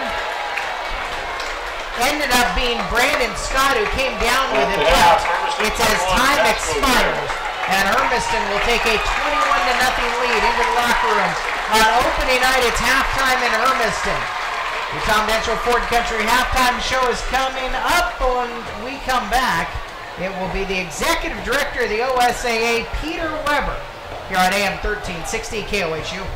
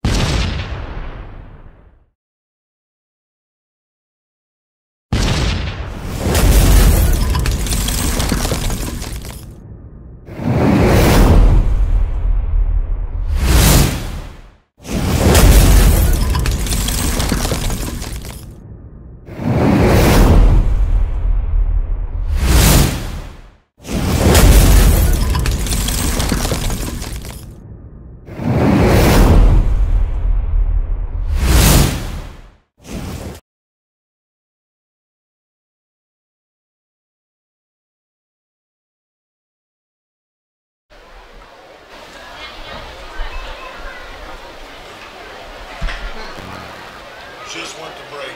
I gotta go get one on our time. Sort of.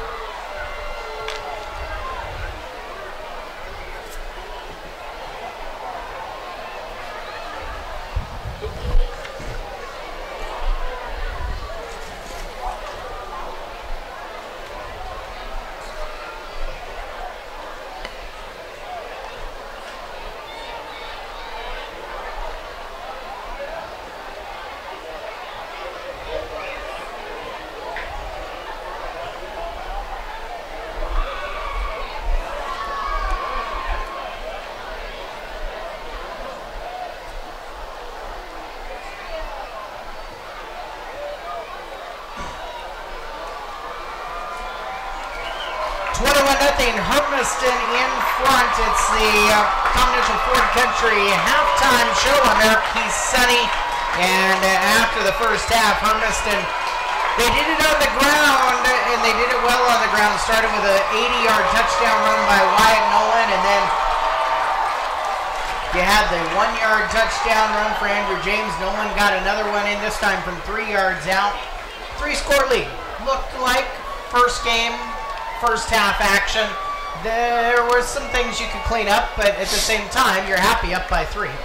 Yeah, what Hermiston really has to clean up right now is their defensive backfield, like we talked about in pregame, in the tailgate. They absolutely, we got a little bit of luck that the horse collar wasn't called. I still thought it was a horse collar, but got a little lucky there. We've been pretty lucky on the deep patterns to the sidelines. We've got to go ahead and we've made some good plays, and they've made some good catches on some tightly contested passes, inside the numbers. We've got to be able to take care of that football and stop it before it gets out there to the free area, because those receivers, in particular Brown, Mitchell, and Stuckey, are very, very hard to contain once they get the football. Reggie Holmes scoreboard. Chihuahua up on Richland at last check. 21-0 Wahai as Walla Walla leads Southridge at Lamson Stadium. And Hanford has a 12-7 lead at halftime, hosting the Kennewick Lions. The Rainier Columbians are up on Umatilla, 43-0. They're still 9 minutes short of the halftime break over there. It is probably done by now, but in the inaugural 6-man game at Echo, Harper had a 24-3 lead at the last update. 21-0 here. We'll come back with first half stats and second half kickoff on AM 1360 KOHU.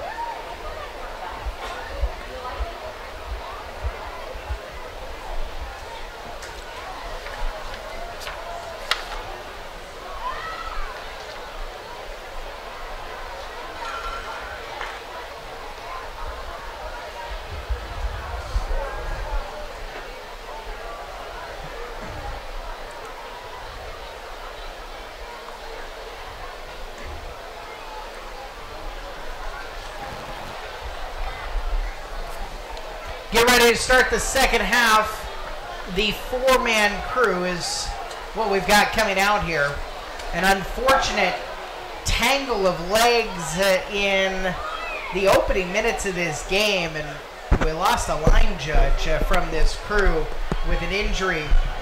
So the crew out of the Mid-Columbia has been able to adjust, and they've gone to four-man crew here as we get ready for the start of the second half. Take a look at some of the first half statistics. Well, we'll go ahead and take a look at Pasco. Pasco right now has had the ball for 28 total plays in the first half, so they're capable of keeping the ball, but they've only got a total of 127 yards. They were 14 for 23 through the air for 125 yards, and ran the ball 5 times for only 2 yards.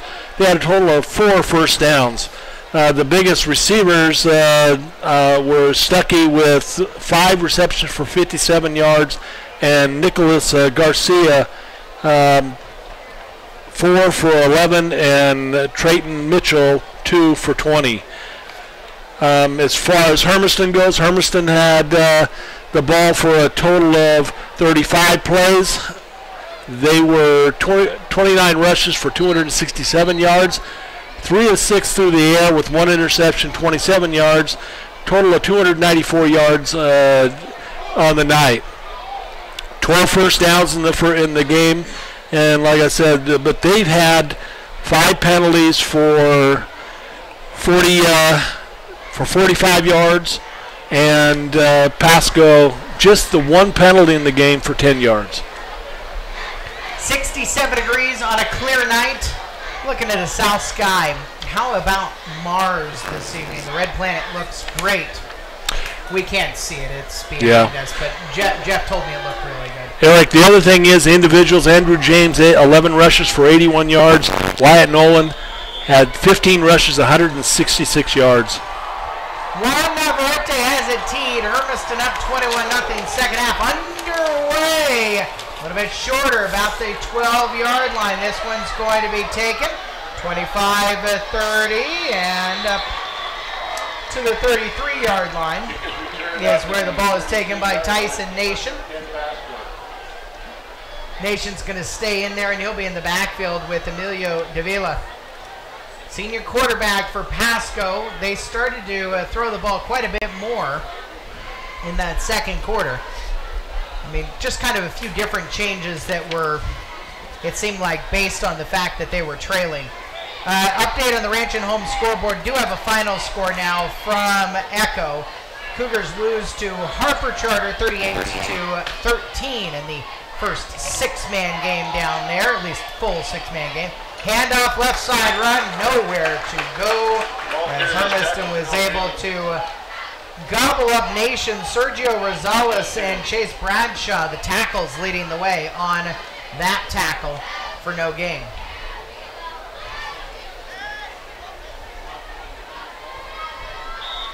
Near sideline, Riley Brown is the receiver wide this way. Inside of him is Cale Stickle. Davila takes the snap out of a pistol. Looking left, pump fake, steps up in the pocket, rolling left side. He'll lob it to the sideline, batted away by Razone, incomplete.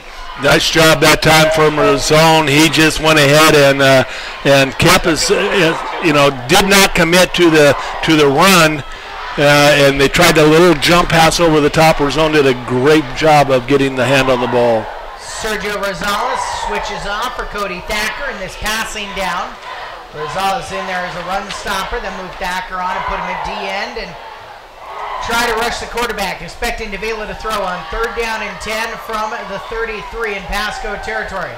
Davila steps off and behind. Cash Campbell's got him down for another sack. Second of the night for Campbell. Loss was minimal, just 2 yards lost to the 31, but a minute into the third quarter, 4th down and 13, facing the Pasco Bulldogs. I tell you, he's looking more and more impressive every time when he comes in off this left defensive end spot or left defensive tackle, however you want to go about it, but looking very well out there.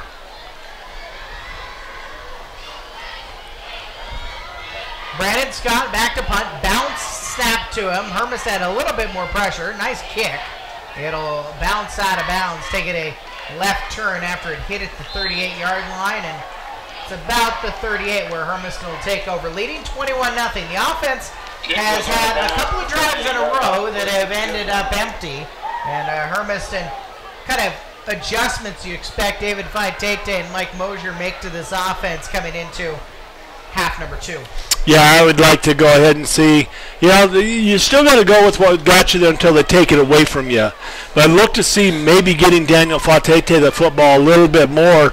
That was an awful lot. 15 rushes first half, not a whole lot in the game for, Nolan, but he's put a lot of yardage up out there, so it's going to need a little bit of a break. Nolan is to the left shoulder of Andrew James, who has 3 receivers left. Now he'll move Nolan to his right side on 1st and 10 from the 38. James turns, hands off. Nolan running left, gets into the grasp of a Pasco tackle immediately, and pulls him across the 40 to the 41-yard line, picking up 3 yards. That was big Davian Pruitt in the middle, who ended up riding Nolan to the ground. Yeah, good job that time on the option read again. That time there, Nolan didn't want to give it up. I think Andrew wanted to pull it back out, and Nolan didn't want to give it back up. There's a lot more run-pass option stuff for Andrew James. 2nd down and 7. James hands off again. Nolan running right. This time he is going to be caught and dropped. No gain, I think, is what will end up being. Pruitt flung him down. 2 points for the takedown in a couple of months. Ends up losing, looks like, a yard back to the 43-yard line. 3rd down and medium for Hermiston. About 6 to go. Ramirez, Thacker will go wide right. Now Thacker will sprint, to a bunch of 3 to the left.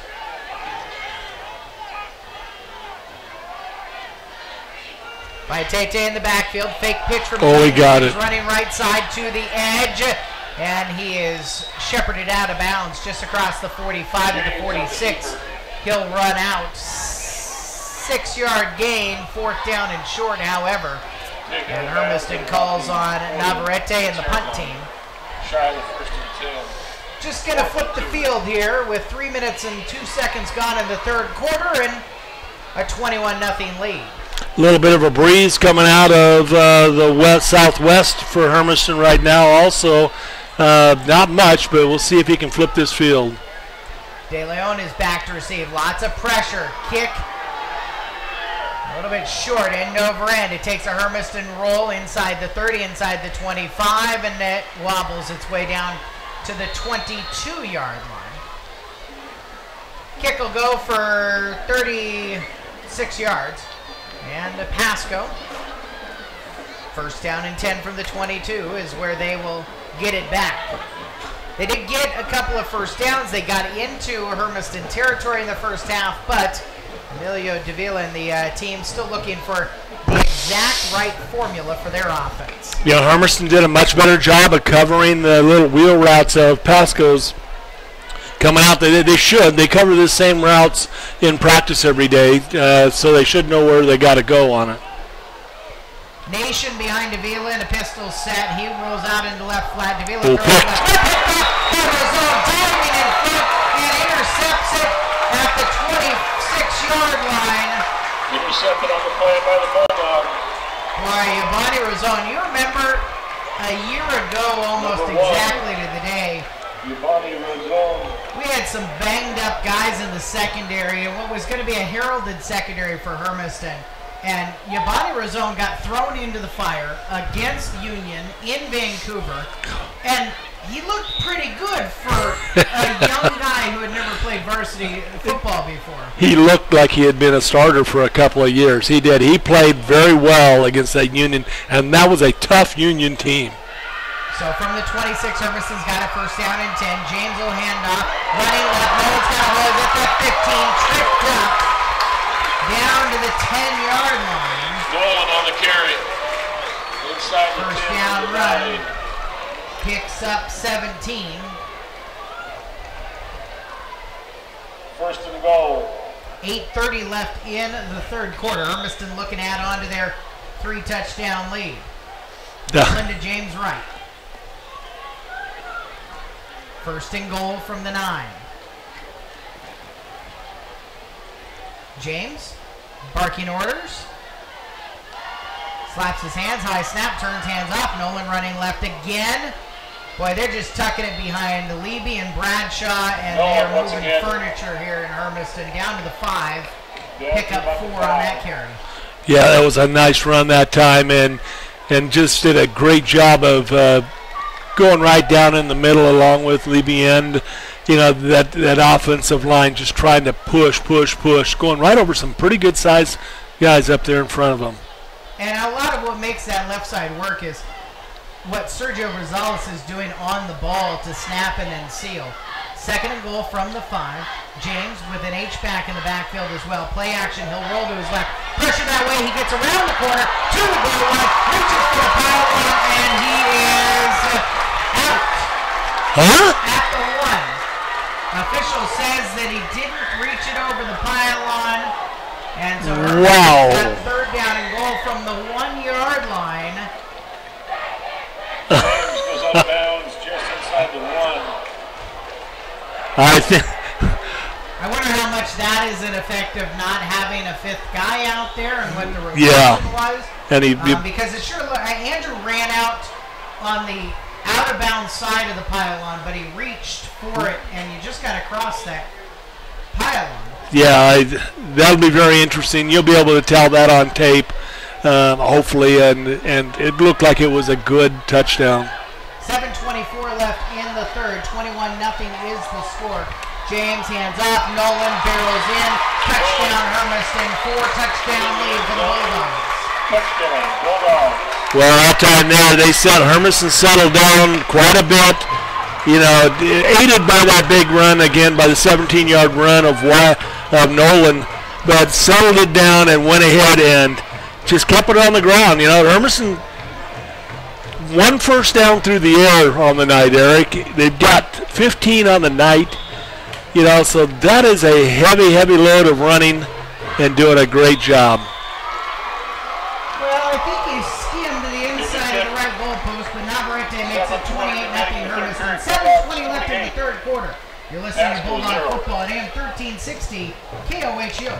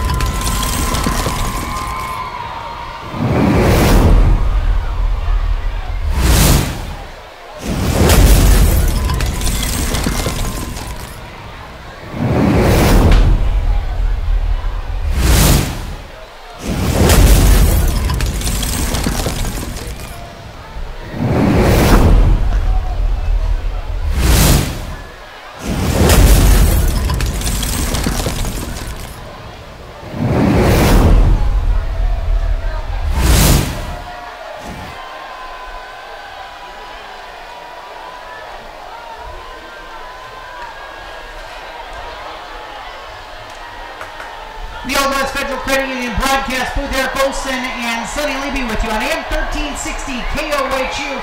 7:20 left in the third quarter. 28-0. Wyatt Nolan has 3 touchdown runs tonight. Navarrete to kick away.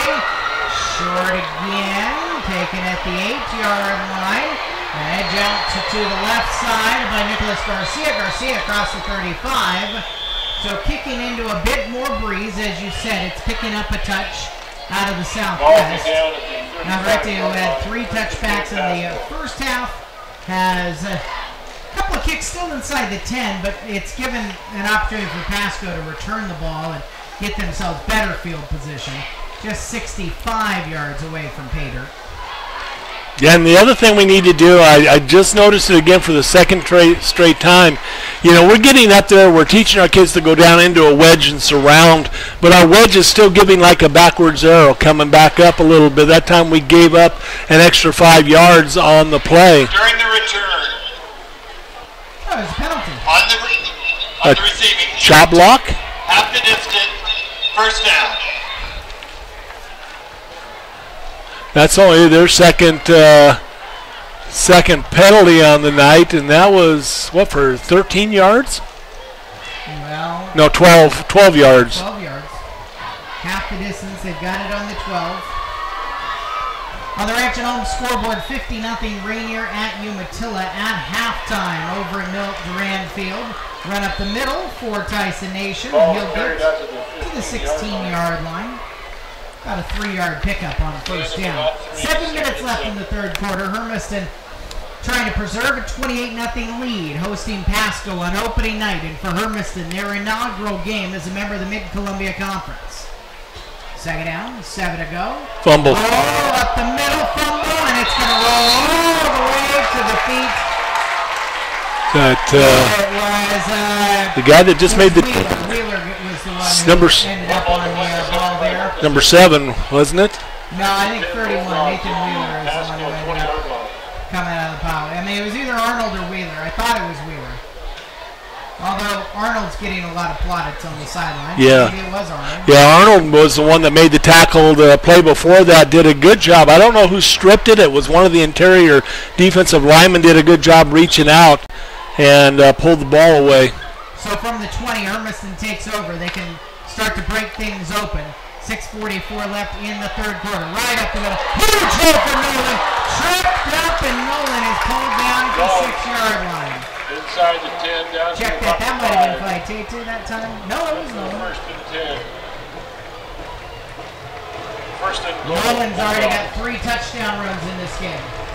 15-yard pickup that time for another first down for Wyatt, and puts him over the 200-yard mark, Eric. First down and goal from the 5. Nolan to the right shoulder of James. James, hands off. Nolan running left. Nolan runs into the big paws of Pruitt. The defensive tackle from Pasco. No gain on the play.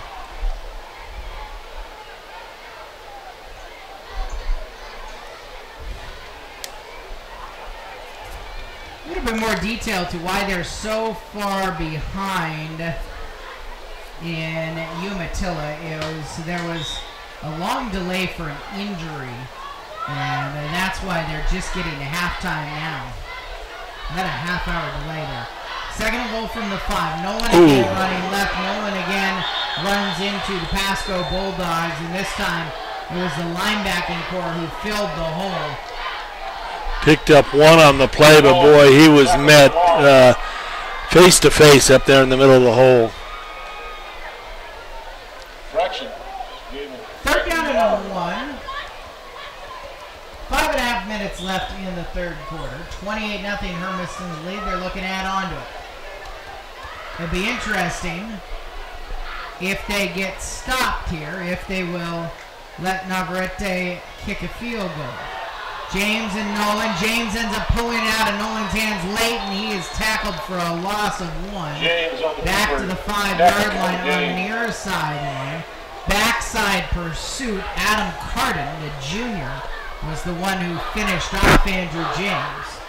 Yeah, that was. It'll be one Navarrete to kick a field goal. That was kind of an out. That was one that neither one of them wanted to give the ball up, and Andrew might have been better off just going ahead and just letting them have the football, letting Nolan take the football. Ramirez to hold. Navarrete to kick. It'll be a 22-yarder from the left hash mark. He'll have to angle it. Angles it right, and he pulls it in. Wow. 4:24 left in the third quarter. 31-0 Hermiston. Here on AM 1360 KOHU. Pasco 0. How far was that? 22, okay.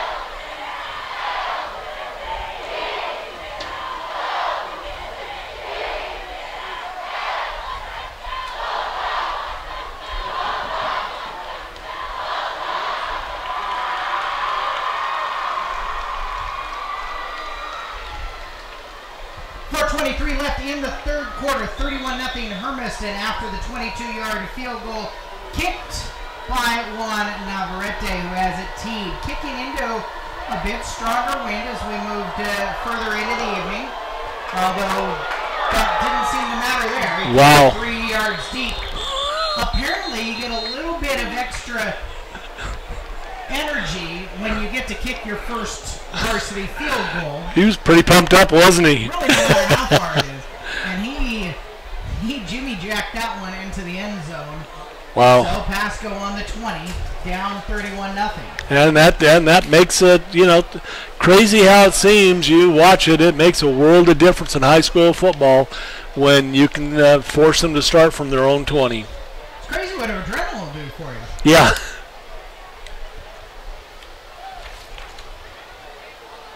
Hey, we'll get to this here in a second. Handoff running right side. And trying to get out to the edge, caught by the shoelaces. Noah Gonzalez is pulled down. Ends up weaving his way to a 1-yard loss back to the 19-yard line. Look down to the sideline below us here. Senior Andrew James has the uni off, has ice on the shoulder.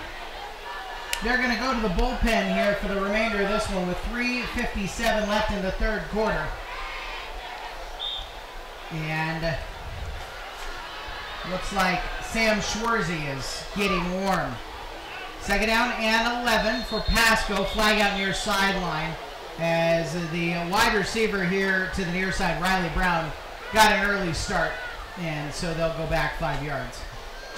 Well, nice job tonight by Andrew James on the night. 91 yards on the ground and throwing the football for just 27 yards, but he was 6 of 7 for the night, 3 of 6 for the night. So he didn't have to do a whole lot more than rush. Tonight it was on the ground. It was a lot of Wyatt Mullen on the ground. 3 touchdowns. There's movement again. We're seeing new jerseys on both sides of the ball.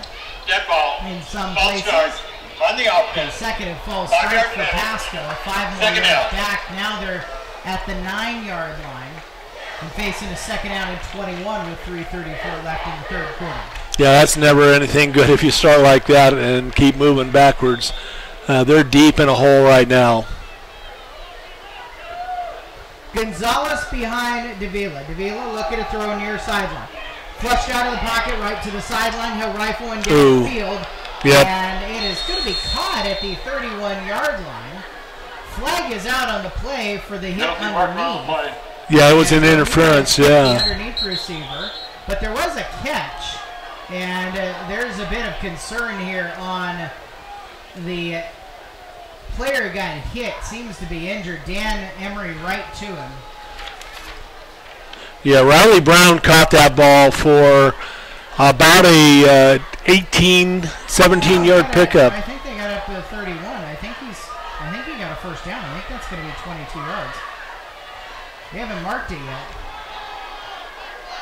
So I'm trying to figure out where they got it, where the official is that marked it, though. I think it's the guy with the ball. Okay, there he is. Interference. However, the ball was caught for more yardage than the penalty. First down. Yeah. That's the correct call there. Well, the ball was overthrown. I mean, it was.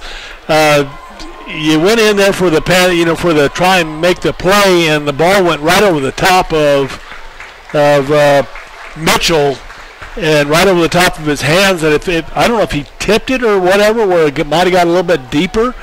And to me, it looked clean. I'm going to be honest. I thought he was throwing to Brown the whole time. Yeah, because I thought he was throwing to Mitchell underneath, because Mitchell's the one that went up and was lucky enough that it wasn't touched.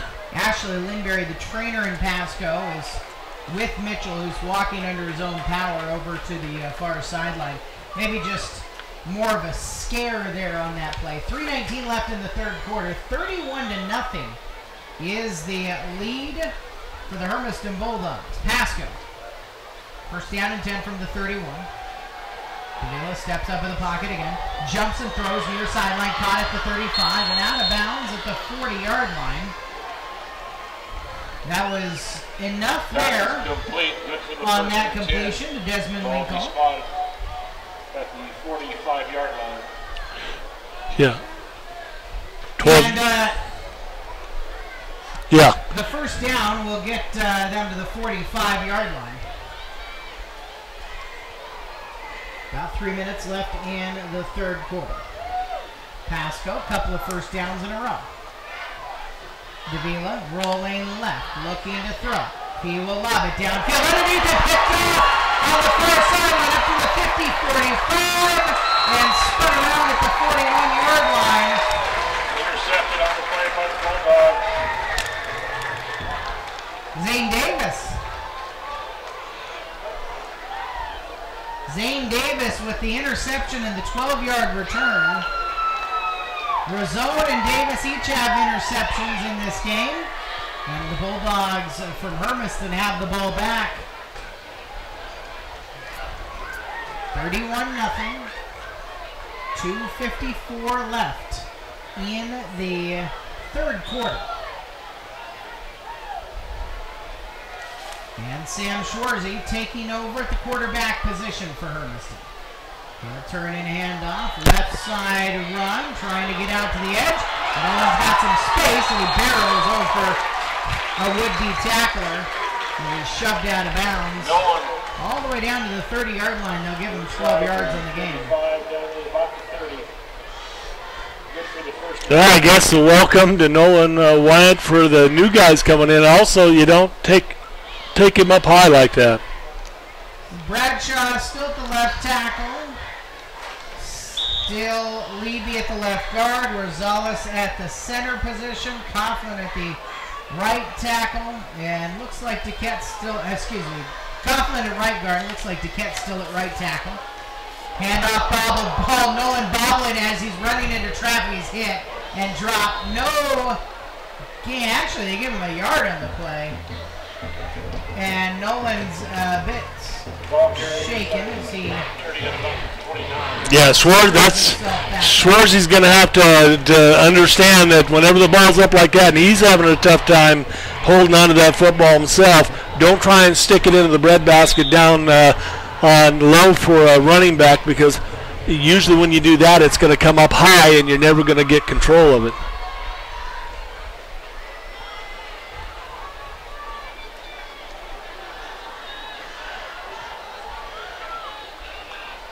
Daniel Faitate to Schwarzy's right shoulder. A couple of sophomores in the backfield. Another high one bounces off Faitate's mask. He dives back on it. Again, Schwarzy a little bit quick there, and Mike Mosier, as he's coming over, is just put his hands up, that international signal for calm down, settle down a little bit. Yeah, it's a nice job by Faitate to get to pick up the 1 yard, or no, to get the no gain out of that and just get the football back. Bulldogs have fumbled it 3 times tonight, but they haven't lost one. 3rd down and 9. Pitney wide right, Walshley inside of him. 2 receivers left as well for Schwarzy. 3rd down and 9 from the 29, not necessarily a passing down. Faitate in a pistol set. Rolling right, Schwarzy throws underneath, incomplete. Looking for Walshley, thrown into traffic, and it's batted down. So now we get to see Juan Carlos Navarrete try from a bit further out. In fact, he is lining himself up on the left hash mark. It will be a 46-yard field goal attempt. He made from 22 on Hermiston's last drive. Minute 2 left in the third quarter. 31-0. He's got the leg for this. Ramirez pulls down the snap, kind of a low hooked ball, and that one will miss. Incomplete. And so Pasco will have the ball on the 20-yard line.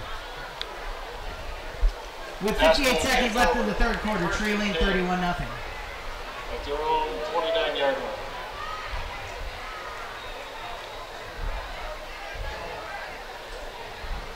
See, it's actually, that's the reason that forever and ever, especially the Medina year, I tried to convince Mark Hodges, who's now Coaching in Tennessee was 2-0 going into tonight as an offensive coordinator at one of the big schools in Tennessee.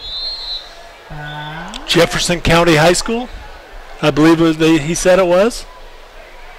Officials' time here. We have a pause. Oh, the chains weren't set. Anyway, I always try to convince them, look, just let Medina kick from everywhere on the field. Yeah. As opposed to trying to make Coleman punt. Handoff up the middle, a little bit of space, and rumbling his way down to the 25-yard line. 25. Gain of 5, 2nd and 5. Looks like a new running back there in the backfield. Yep, that's Avery Burrows, the senior, who's deep.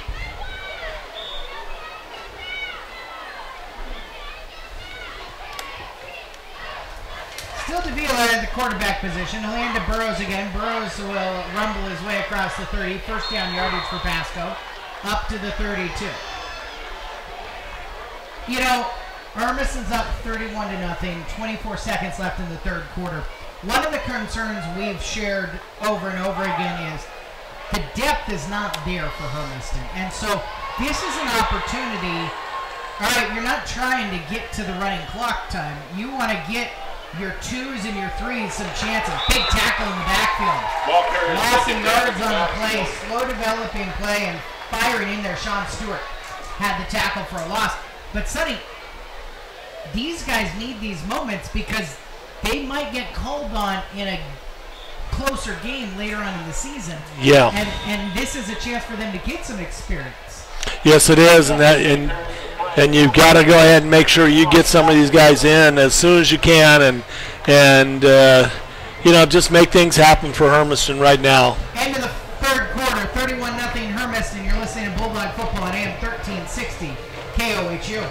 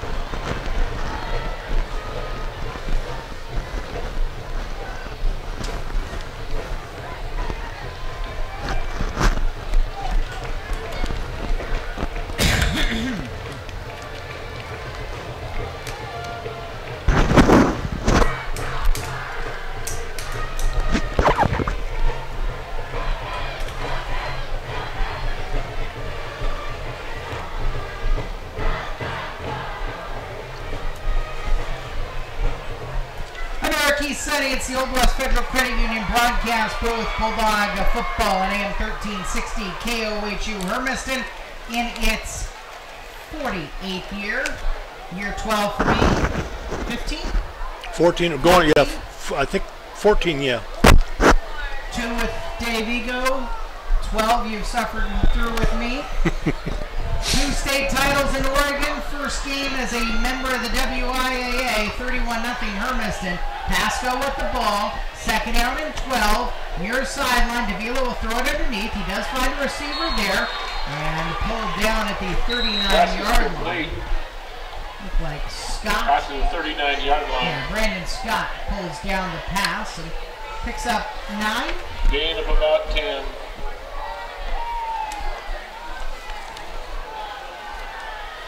We're excited to bring you the improved website. It's powered by Eastern Oregon Telecom. You can still get to it through GoHermiston.com. It's at Mixler.com as well. Third down and 3. Davila looking to set screen up, rolling right. He'll throw way downfield on the sideline. And it was one of the coaches who ended up the intended receiver. 5 yards off of the sideline. Incompletion. Fourth down and 3, and Pasco's gone for it on fourth down in the middle of the field, but this is on the 39 their end of the field, so it looks like they will send out Brandon Scott to punt it away.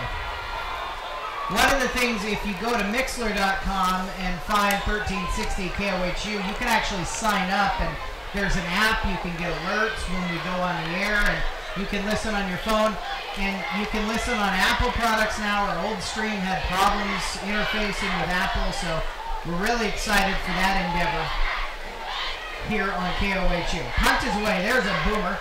And back around to the 30-yard line, not to be confused with the Bulldog mascot boomer. 5-yard return. Hermiston's got it at the 35-yard line. 11:26 left, and I think if you're Hermiston, even though you've got a lot of new faces out there, what you're hoping is that you can run some clock here and shorten. Even though you're getting reps, you don't want to go 3 and out. You want to put a drive together with the twos. Yeah, I think, they need to, like you said, they need to get some of these guys out. That was Jordan Ramirez that's still in the game. That time he saved that ball from going back a lot farther. He fielded the ball, but you need to get him out of there as much as you can now. Ryan Nolan is in the backfield. He's to the left of Sam Schwarzy, who's taken over for Andrew James at quarterback. Nolan will take the handoff, running right. Flag out as the pile stacks up 2 yards beyond the line of scrimmage. Marker on the play. We'll have to check here on this near side marker that came out. Penalties have been pretty clean tonight, especially for an opening night game. Illegal procedure on the offense. Not enough men on the line of scrimmage. Somebody was off when they should have been on, so Hermiston didn't have 7 on the line of scrimmage. They got to move back 5 yards.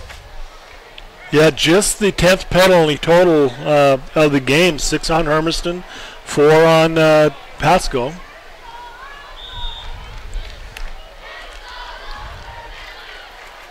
First down and 15 from the 30-yard line for Pasco's defense. They've got 4 down linemen. Really a 4-4 right now. Hand up right side, run 5. Tate will put his shoulder down and get across the 35. Still on his feet. They didn't blow a whistle because he was on top of a Pasco guy, so he'd never actually gone down. And ended up getting maybe an extra yard or so to the 37. Good. 7-yard gain. Nice job by Fatete. They always tell you, go till you hear the whistle, and he just kept going, and neither official, neither the back judge or the sideline official saw any kind of ground contact at all. Really, nobody knows better than the ball carrier whether he was down or not. Mm-hmm. Second down and 7. Tate will move behind Sam Schwarzy. H back to the left shoulder, the sophomore backup quarterback. 2 receivers left, 1 to the right. Second and 7, handoff by Tate running left. He tripped, he lost the ball, scrambled for it on the far sideline. Hermiston keeps possession. As the receiver out that way, Lochley was able to pick it up, but they're right back where they started, a run to go. And it looked like Daniel just dropped that one. Yeah, I think he was trying to make a break and never put it away.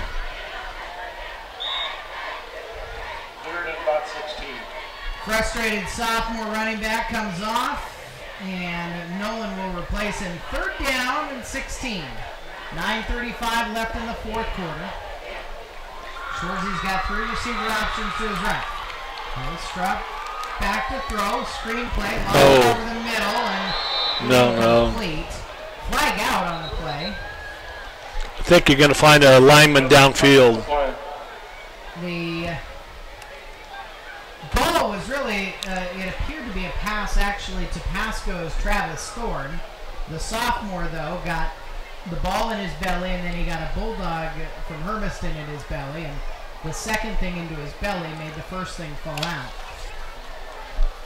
And I think what's probably disappointing if you're Hermiston on that is your offensive starters were still there on the line. Yeah. And so Coach Wells is not going to be happy about downfield guy, especially considering how quickly Schwarzy got that ball out. Navarrete to punt at the 15-yard line on 4th down and 16 by Tate. A little bit late to get on there. I don't think he was set. They're going to let the punt go away. Navarrete hammered that one well. It'll bounce at about the 35 and bounce out of bounds was the type of punt we've been hearing about. First and 10, Pasco. 38 yards on the punt, 9:09 left in the fourth quarter. Pasco down 31-0. Their offense will take back over.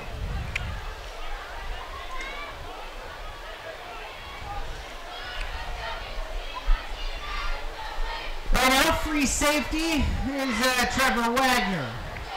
Caleb Crafton playing at a cornerback position. Garrett Welchley is still in the rover spot. Giovanni Rosone is the other cornerback.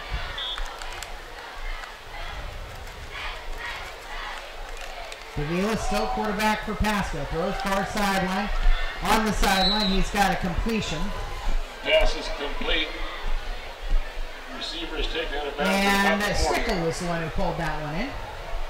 Stickle gets up to the 40. I feel like I waited until 9 minutes left in the fourth quarter. That's pretty good restraint before I complain about these uniforms.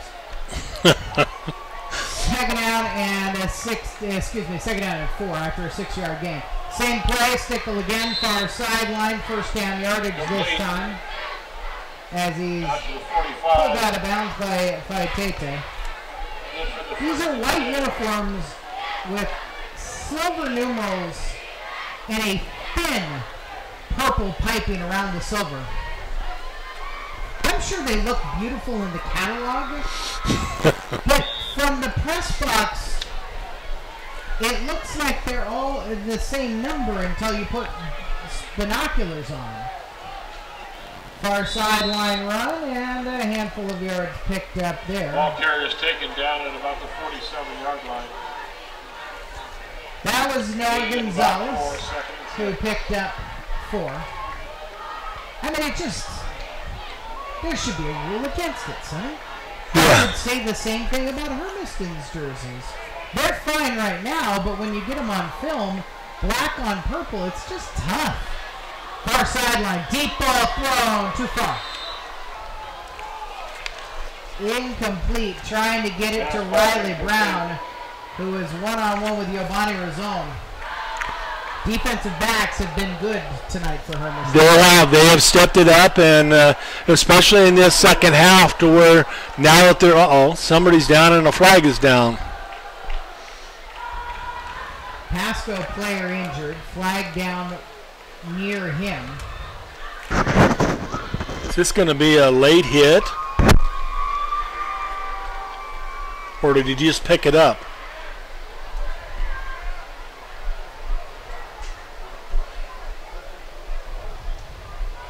Personal foul.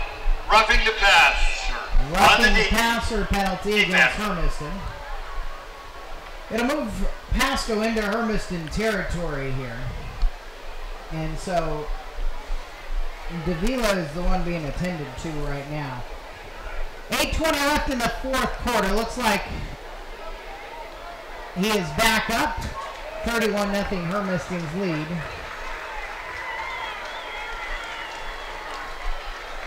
Davila will have to go to the sidelines, and Pasco will send in Armani Reyes, a sophomore quarterback, and that penalty moved the ball all the way up to the 38-yard line.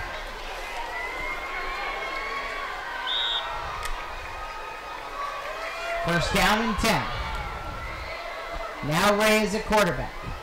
Reyes takes a snap, looking to throw.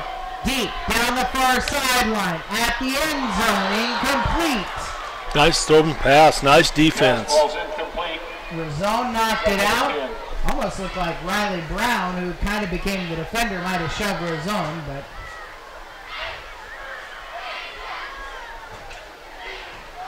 clock pauses with the incompletion. 8:12 left in the fourth. Second down and 10 from the 38.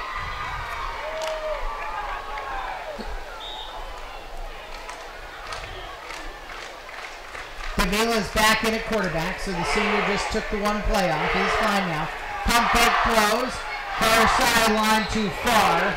Had a nice route there. Found a hole in one of, honestly, what's a rare zone defense for Hermiston. Look cover 2 with 2 safeties over the top, and found a hole in it, but just couldn't quite thread the needle in the right spot. Yeah, that's that wheel route that Hermiston, we've had trouble with that a few times. Not tonight, but in past the last season a little bit with it. And that's the kind of one that we have a little bit of issue with. 3rd down and 10. Big play here if Bulldogs want to pitch a shutout. Throw near sideline over the middle, incomplete. Another rifled pass. Stickle had his hand out and it tipped off of it, but down and harmlessly to the ground in front of Trevor Reibner to bring up 4th down and 10. From the 38, Pasco is going to leave the team on the field with 8:02 left, down 31-0. Don't gain a whole lot from punting here. 3 receivers left. Movement right. And it was an early jump by Riley Brown, so 5 yards back for Pasco. They've actually gotten a little bit sloppier here later in the game. 5-yard penalty. 4th down. From the 43-yard line, it'll be 4th and 15 for Pasco.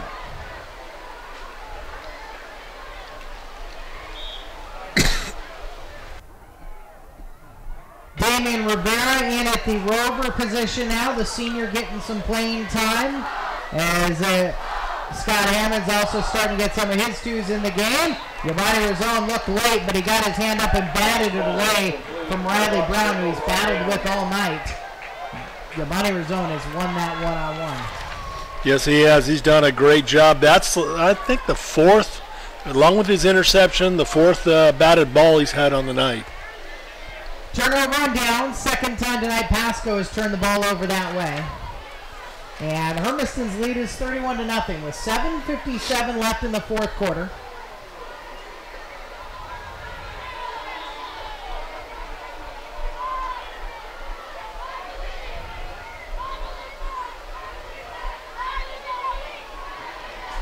Looks like they've got Jacob Levian snapping right now. Joshua Fernandez, a sophomore, has gone into left guard. At the right tackle position, they've got somebody who's so new he's not on the roster.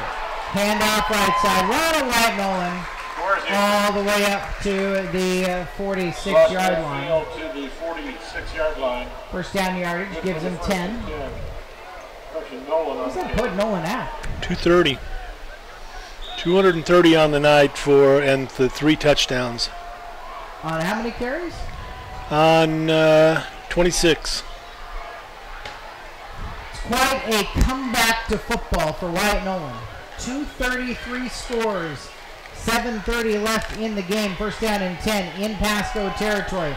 Nolan again, this time he runs into trouble, and he'll end up gaining about a yard on the play. Good job by the linebacker, Christian Uribe, another sophomore. Can't stress this enough, and probably if you're Troy Jackson a year away, because you've got that group of sophomores that were undefeated last year in the Mid-Columbia Conference. 8-0. You're seeing these guys all over the place produce.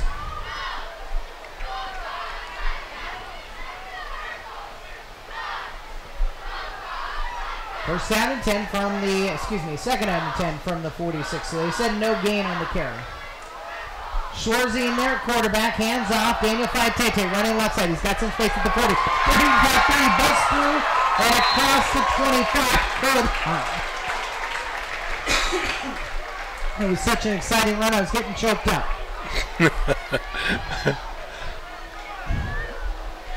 First down yardage, and just another great burst of speed from Faitete there. So about 25-yard gain on that one. 20-yard gain. Nope. Down to the 22. 24-yard gain. And with 6:30 left in the 4th quarter, Hermiston has 1st down and 10. Faitete again takes a handoff, edges back to his right, and he is pulled down inside the 20 to about the 17-yard line. Wow, look at that downfield there. And Rick Wells just yelled some congratulations out to Dustin Coughlin, who's playing on the right side of the line. He got a pancake block, and he was about 15 yards downfield on that play. Yeah, he got into the belly and the waistband of his defensive guy and drove him back. Remember what was that, the blind side? When yeah. That was kind of like the same block, not quite near as long a block, but also he didn't take him over a fence eventually. Schwarzy high snap, and he has to take a knee and loses the yards gained and then one more. Rick Wells, the offensive line coach, in his third year here, he was a head coach at Madras. He was a head coach in Idaho right before he moved here. He has a particular scoring system for the offense because they're trying to be perfect, and each individual guy is rated on a 1 to 5 system. Mm-hmm. And so you're trying to get to those 5s. You get pancakes, that helps. Not tomorrow morning, now. Yeah. In the game. 3rd down and 11. Sam Schwarzy's going to have a little more than a quarter of action back there, quarterback. Under 5 minutes left. Hands off, right side run, wide, no one takes. Breaks the tackles inside the 20. He's at the 10. 5, touchdown, number 4. Wow.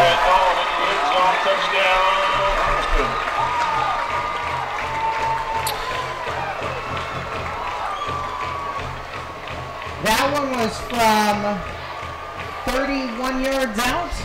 24 yards out. Excuse me, 24 yards out. He's real close to a 259. 255. Yeah, very good night. I mean, is he taking his stuff off yet? He better be. Snaps a little bit wobbly. Ramirez gets it down. Navarrete gets it through. 4:40 left in the fourth. 38-0 Hermiston here on AM 1360 KOHU. 4:40 remaining in the fourth period. Bulldogs 38, Pasco 0.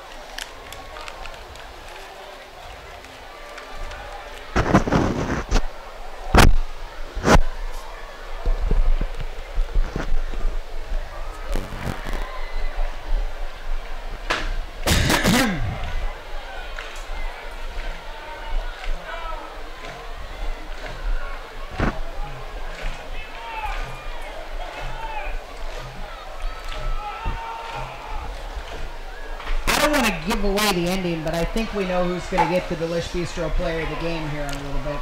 Yeah. 4 touchdowns for Wyatt Nolan, 255 yards on the ground, 4:40 left in the fourth quarter, 38-0 is the scoreline.